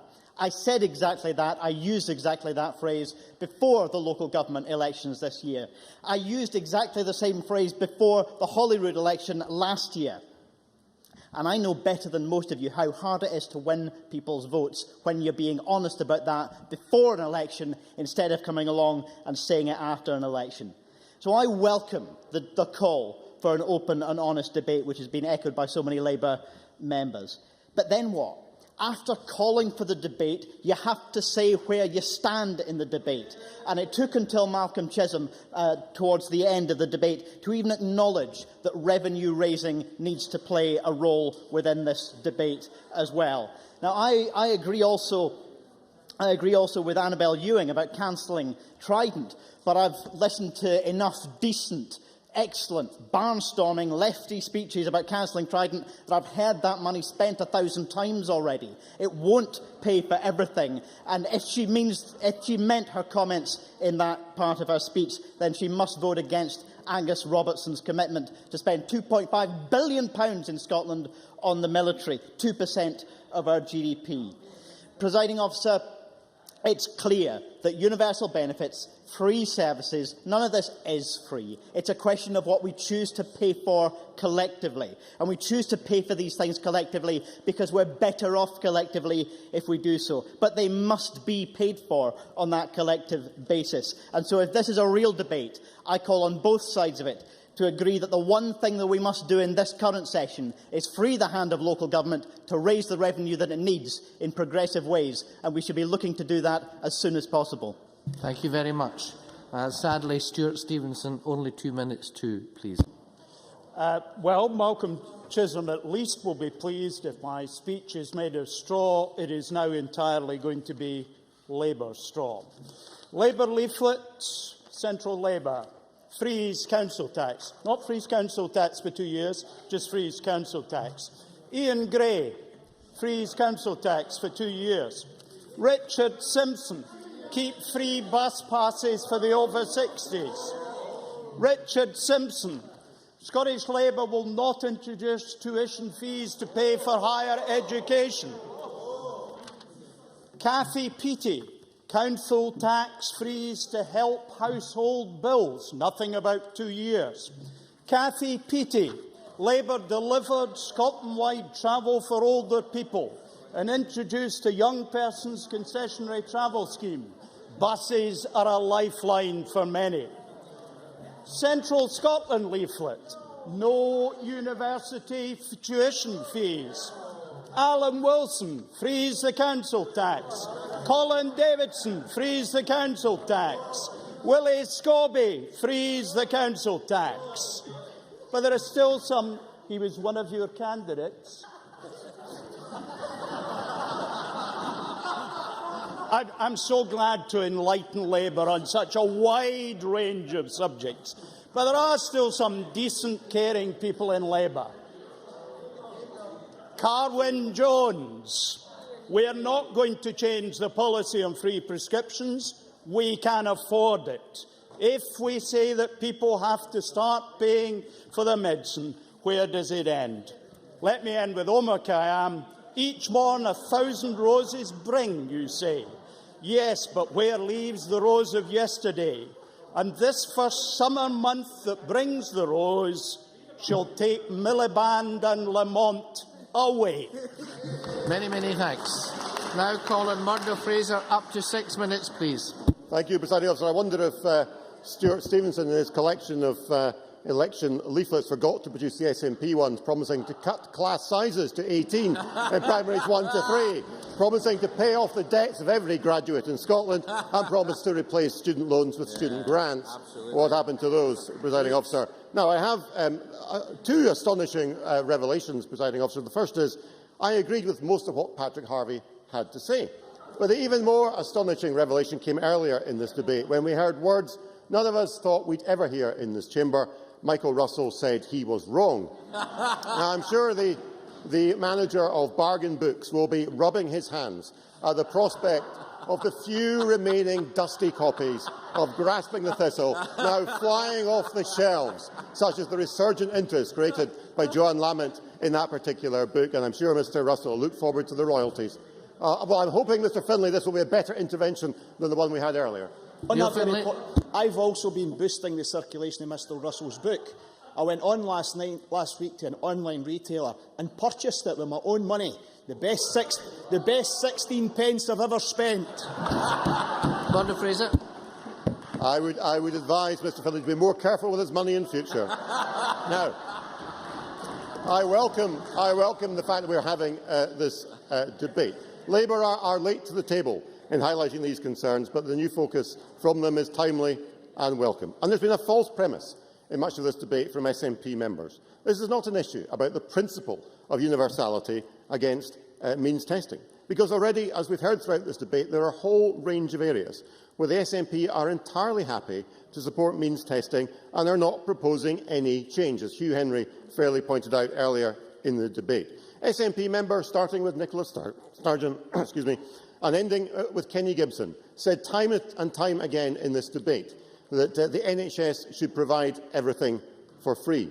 But even SNP members must know that is patent nonsense. As has been pointed out, even NHS patients make a contribution towards dental treatment and are subject to a means test under the SNP. When it comes to optical care, eye tests, yes, are free, but if a patient needs glasses or contact lenses, they will have to pay and be subject to a means test under the SNP. And it's a similar story with access to hearing aids, subject to a means test under the SNP. And so the list goes on. And I've not heard in the last 11 years in this Parliament, Presiding Officer, a single member of the SNP saying that all these services should be provided free of charge.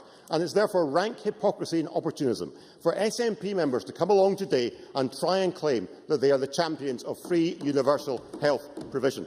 The fact is there are no absolutes in this debate. There is no straight choice between universalism and targeted support. There is simply a spectrum, as Jackie Bailey, Willie Rennie, Malcolm Chisholm and others pointed out. And where we place ourselves in that spectrum depends as much on financial and economic pressures as it does on great points of principle. So the SNP should abandon their conceit and accept they have set up a false debate.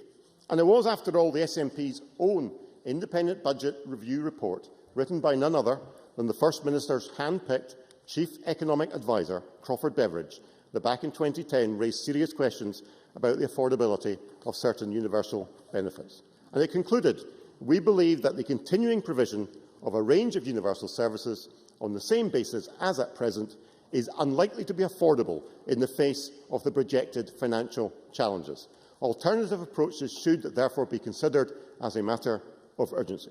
So back in 2010, 2 years ago, the SNP's Chief Economic Advisor was saying alternative approaches should be considered as a matter of urgency. And it is to the SNP's shame that they have done nothing to address these serious questions in the meantime, and they continue to bang on about budget cuts. And it's not just the Chief Economic Advisor to the SNP who is saying this.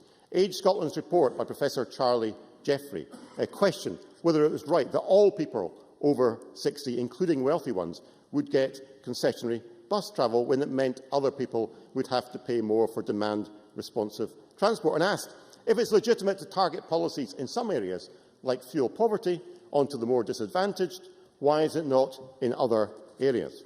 On university funding, the Scottish Chambers of Commerce proposed looking at graduate contribution, as did the SNP's favourite think tank, Reform Scotland. Audit Scotland questioned the long-term affordability of a range of policies, including free prescriptions, free eye tests and concessionary travel. And even the BMA in Scotland called for an honest and open debate on what we can or cannot afford in the NHS. A whole cloud of witnesses testifying to the fact that there is a serious problem here, and that problem will exist whatever constitutional arrangement exists in Scotland post-2014. And there is a consequence to the choices the SNP make, because providing benefits to all, whether they are in need of them or not, simply means there is less money to spend elsewhere.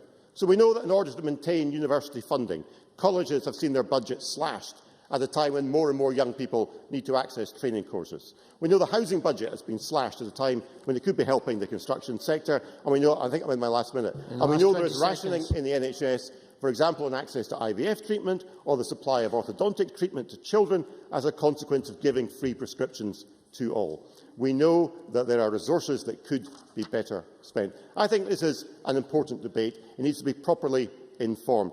Gavin Brown earlier said we need to have the information about the challenges ahead.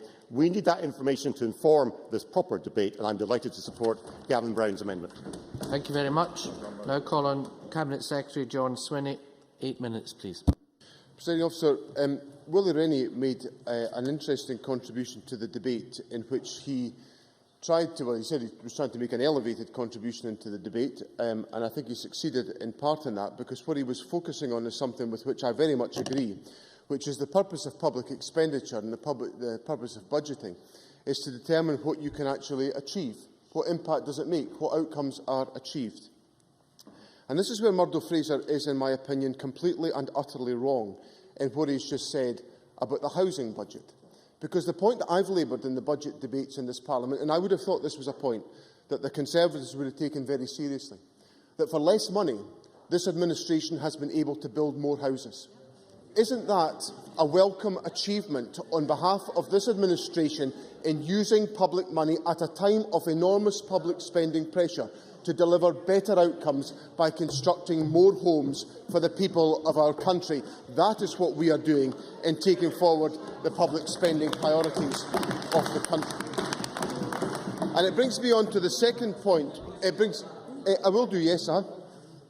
If the Cabinet Secretary can make the money go further, why then does he restrict the number of homes that he builds?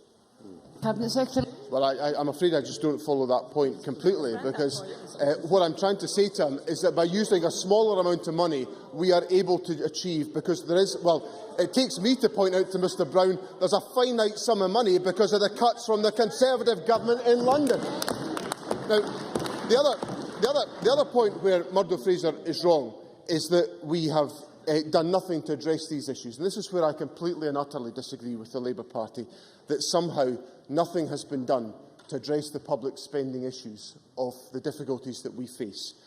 Because I think the Labour Party is coming to this debate many, many years too late from these issues emerging. Every year we have a debate in this Parliament about the budget, and I am immersed in that debate, and I have been in every single debate since 2007. And throughout the period of my stewardship of the public finances, I have engaged with other parties about how we should shape the priorities of the Scottish Government to try to ensure that we deliver on those outcomes that Mr Rennie talked about. On occasions, I've been able to make agreement with the Conservatives, with the Liberals, with the Greens, with my dear friend in the back row, Margaret MacDonald, and only on one occasion, have I managed to make an agreement with the Labour Party on the contents of the budget. And when was that? That was only because the Labour Party voted against my budget one week and voted for the same budget a week later. That's the only circumstances I could get agreement with the Labour Party, when they were in a state of total shambolic chaos, which I think rather represents exactly where they have been since a week ago yesterday. And if I look at the issues that I was wrestling with about the budget and my agreements with the Labour Party, I most definitely will give way to Mr Gray. Remember that budget debate, and I have to say I think it was the Scottish Government that was in a state of complete and utter shambles at that point. But, you know, these days I have trouble remembering further back. Perhaps Mr Swinney could remind me, in 8 years of opposition, how many budget amendments, suggestions, did he bring forward to budgets over those 8 years? I think the answer is 1. Cabinet Secretary. Well, I'm not sure Ian Gray speaks from a position of strength in terms of budget management on behalf of the opposition.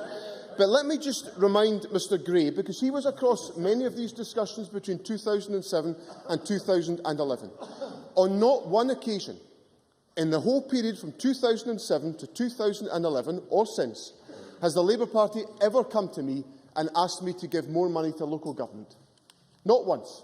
But that is the clarion call that we're getting today, that somehow local government has taken the brunt of the government's financial decisions. But on no occasion has the Labour Party exercised any of the influence they could have had when we were in a minority, when they could have exercised enormous control over the decisions that I was having to take.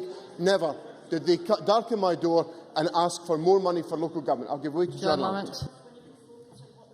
In the debate, and that is, in 2010, he said the Beveridge report would be a critical platform to build consensus within the Parliament and across Scotland about how we deal with the pressures on our finances. His Deputy First Minister, when I raised these issues, impugned my motives and said nothing will change. When will he build a consensus by a serious debate about what Beveridge and Christie said? Cabinet Secretary. I don't think Joanne Lamont is in any position to talk about anybody impugning anybody's motives when she's sitting beside Hugh Henry after the contribution he made to this debate this afternoon. Hugh Henry. Presiding Officer, the issue is that Derek Mackay voted to give only a few schools free school meals in early primary, and he, as a parent, benefited financially. He voted not to give universal entitlement, but he did vote to make disabled adults pay for their transport to day centres. That was a choice he made. Resume your seat. We have a point of order. Fiona MacLeod. Presiding Officer, under Rule 7.3, could it possibly be that Mr Henry is still refusing to conduct himself in a courteous and respectful manner towards this chamber? Hear, hear. Can I just remind all members that they should be conducting themselves in a courteous and respectful manner? Mr Cabinet Secretary. Yeah. And what Mr Mackay was doing was following an agreement between the Government and local authorities in Scotland to support areas of the country that were experiencing the problems of deprivation, and I don't see why Hugh Henry has got such an issue to take with supporting young people with deprivation, which makes a mockery of the rubbish he's been talking about all afternoon. Now, Presiding Officer, John Lamont asked me when I'm going to start to build the consensus within Parliament around these issues. I started that debate in 2010 with the Christie Commission. The Christie Commission made a number of recommendations around public sector efficiency, which I accepted, about public sector pay that I accepted, about the capital programme that I accepted, about reform in the public sector, which I accepted, which was reinforced by the Christie Commission, which then encouraged us to focus more on prevention, to which I allocated £500 million, to increase cooperation and integration within the public services, which is why we're bringing forward adult health and social care within our policy programme. There are huge questions to be answered by the Labour Party about what they will actually bring to this debate, because they've not told us what they actually believe about this, because, as I've just read out to Parliament, there's a whole host of reforms that we as a government have taken forward as part of our response to Christie. One final comment, Presiding Officer. Jackie Bailey made reference to the fact that we always had to be mindful of the long-term sustainability of budgets because budgets don't always increase. That is very wise advice. I wish the Labour Party had thought about that when they bankrupted this country with PFI contracts that are a burden on the budget that I control. I now call on Sarah Boyer to wind up the debate. Ms Boyer, you have 10 minutes. Thank you, Presiding Officer. Well, I think this debate has been an excellent start. Joanne Lamont has called time in the SNP's fantasy economics, and our job as an opposition is to tell it like it is. Our job is to bring the issues that our constituents raise with us day after day. And I have to tell you, I was out meeting constituents in Dummydykes on Friday, and the debate we have had today was more sophisticated across the road, because people know that there are tough choices to be made. Our job is to analyse. Our job is to actually look at the pressures in the budget, and our job is to come up with solutions.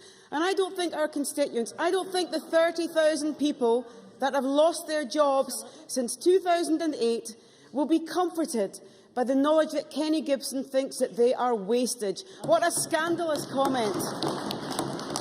Last year alone, 14,500 council jobs went. Last week, Last week, officers in North Lanarkshire and Ms. Glasgow... Boyd, we have a point of order.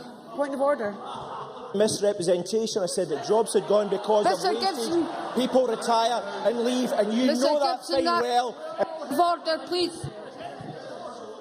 Mr. Gibson, resume your seat, please. Ms. Boyack. I'm sure a reading of the official report will back up the comments I have just made. Last week, officers in North Lanarkshire and Glasgow highlighted the possibility of another 2,500 jobs being lost. That is not going to kick-start our economy. That's not going to help us come out of recession. And Labour local authority leaders are clear that they're making the toughest decisions for a generation. Because we've now had, no thank you, we've now had 5 years of an unfunded council tax freeze. That is the problem.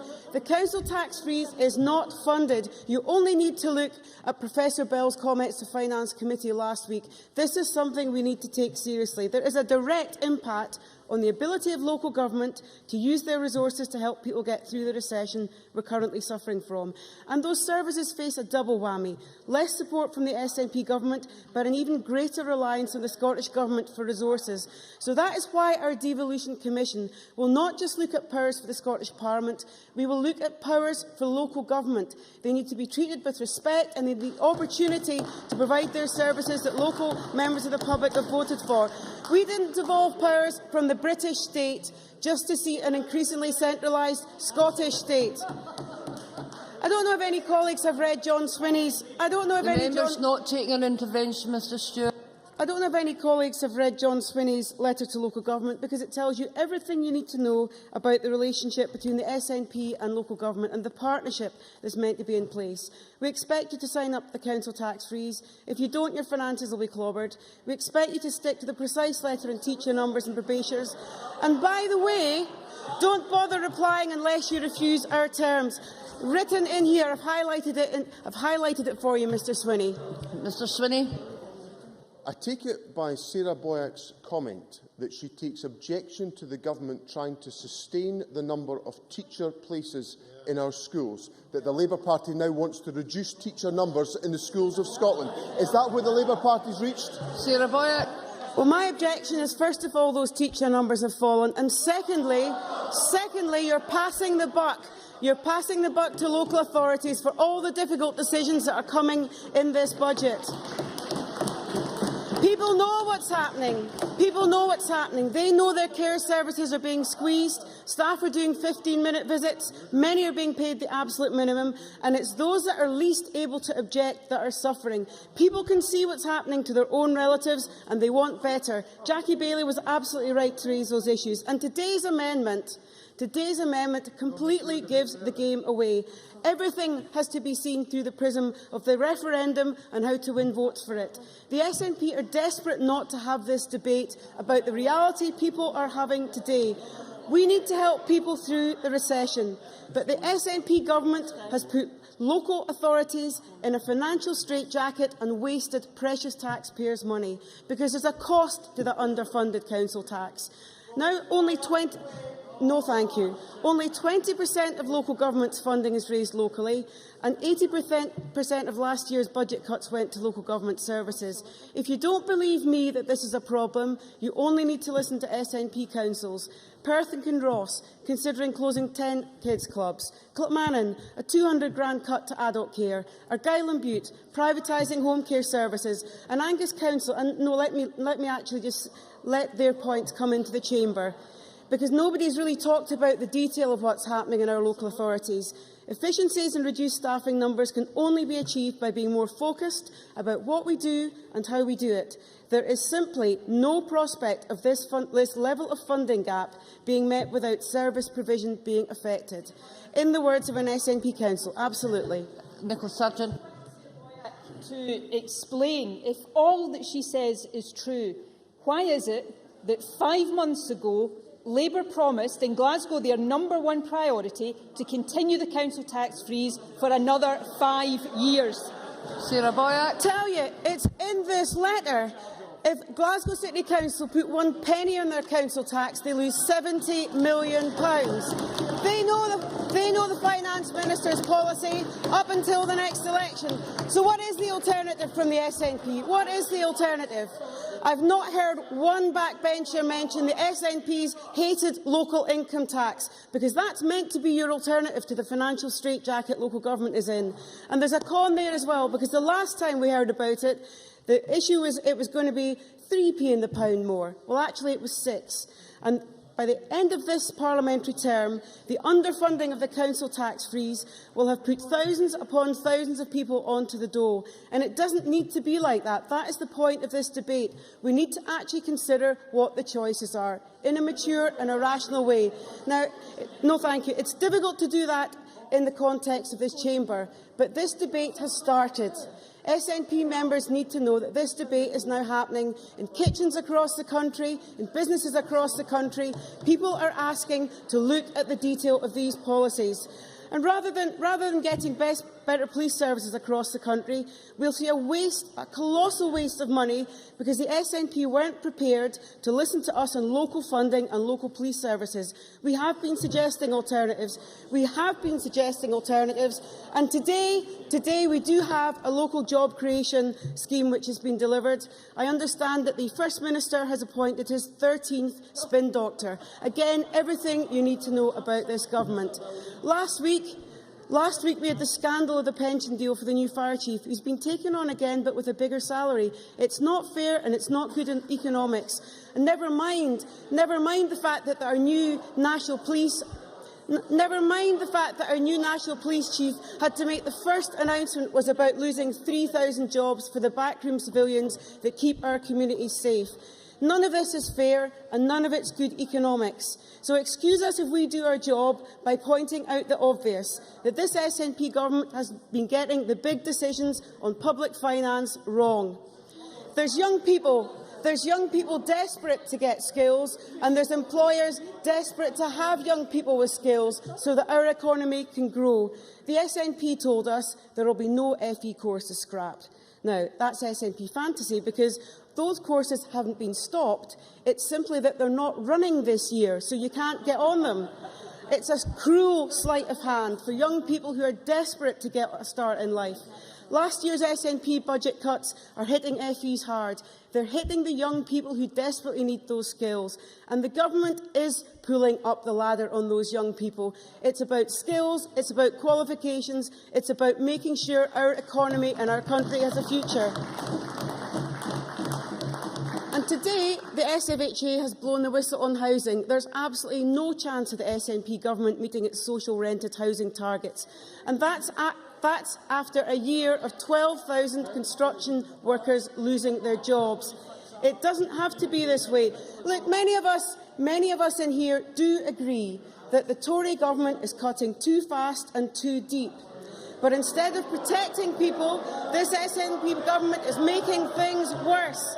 As Ken Makinshaw said 2 weeks ago, the SNP's proposed budget isn't a budget for jobs, and that's why Joanne Lamont has called for proper discussion about these issues. We need to call time on fantasy politics.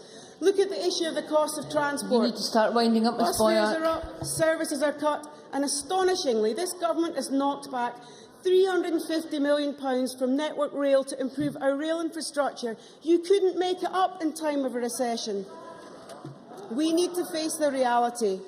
The Christie Commission talks about demographic changes heading our way, but the SNP are too busy nation building to look at what's happening to our nation now. Don't take my word for it. Listen to SNP councils and listen to the late Margaret Ewing. The last time the Tories were in power, she said, "We must concentrate help on the groups on whom most concern about risks is focused: the elderly, the sick, the disabled and the very young." No one can disagree with that. It was true in 1991, it's true today. That concludes this afternoon's debate on Scotland's future. We now move to the next item of business, which is consideration of business motion 4379 in the name of Joe Fitzpatrick on behalf of the Parliamentary Bureau setting out a revision to the business programme for tomorrow. Any member who wishes to speak against the motion should press the request to speak button now, and I call on Joe Fitzpatrick to move motion number 4379. And so doing, Presiding Officer, can I bring to the Chamber's attention the revision of business tomorrow to allow a ministerial statement on the West Coast Main Line? No member is asked to speak against the motion, therefore I now put the question to the Chamber. The question is that motion number 4379 in the name of Joe Fitzpatrick be agreed to. Are we all agreed?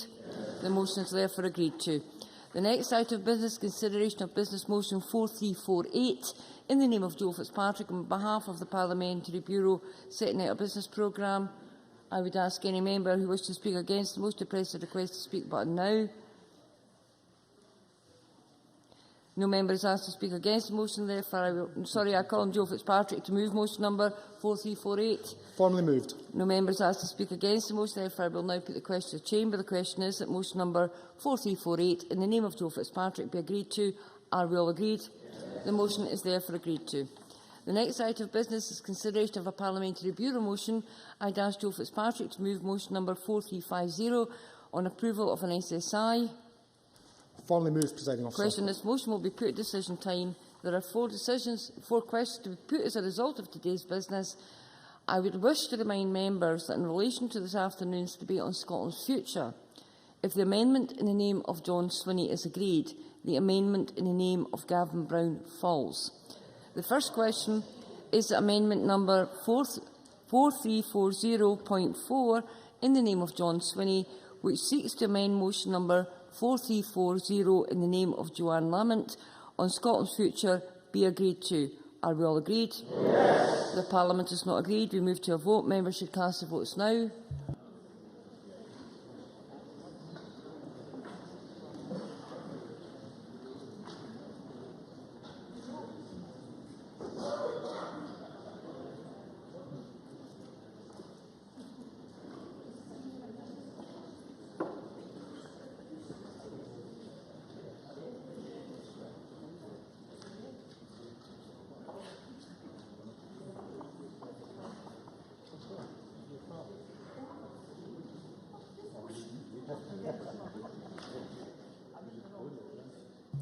The result of the vote on amendment number 4340.4 in the name of John Swinney is as follows.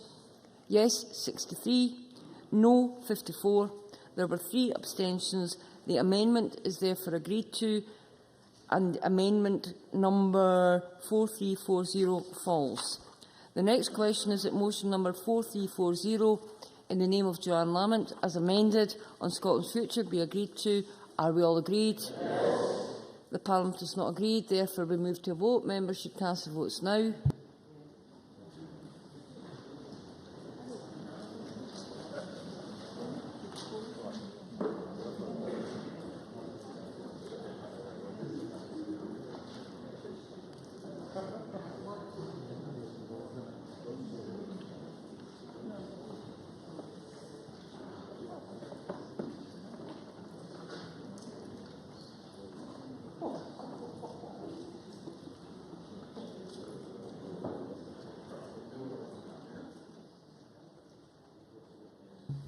The result of the vote on motion number 4340 in the name of Joanne Lamont as amended is as follows.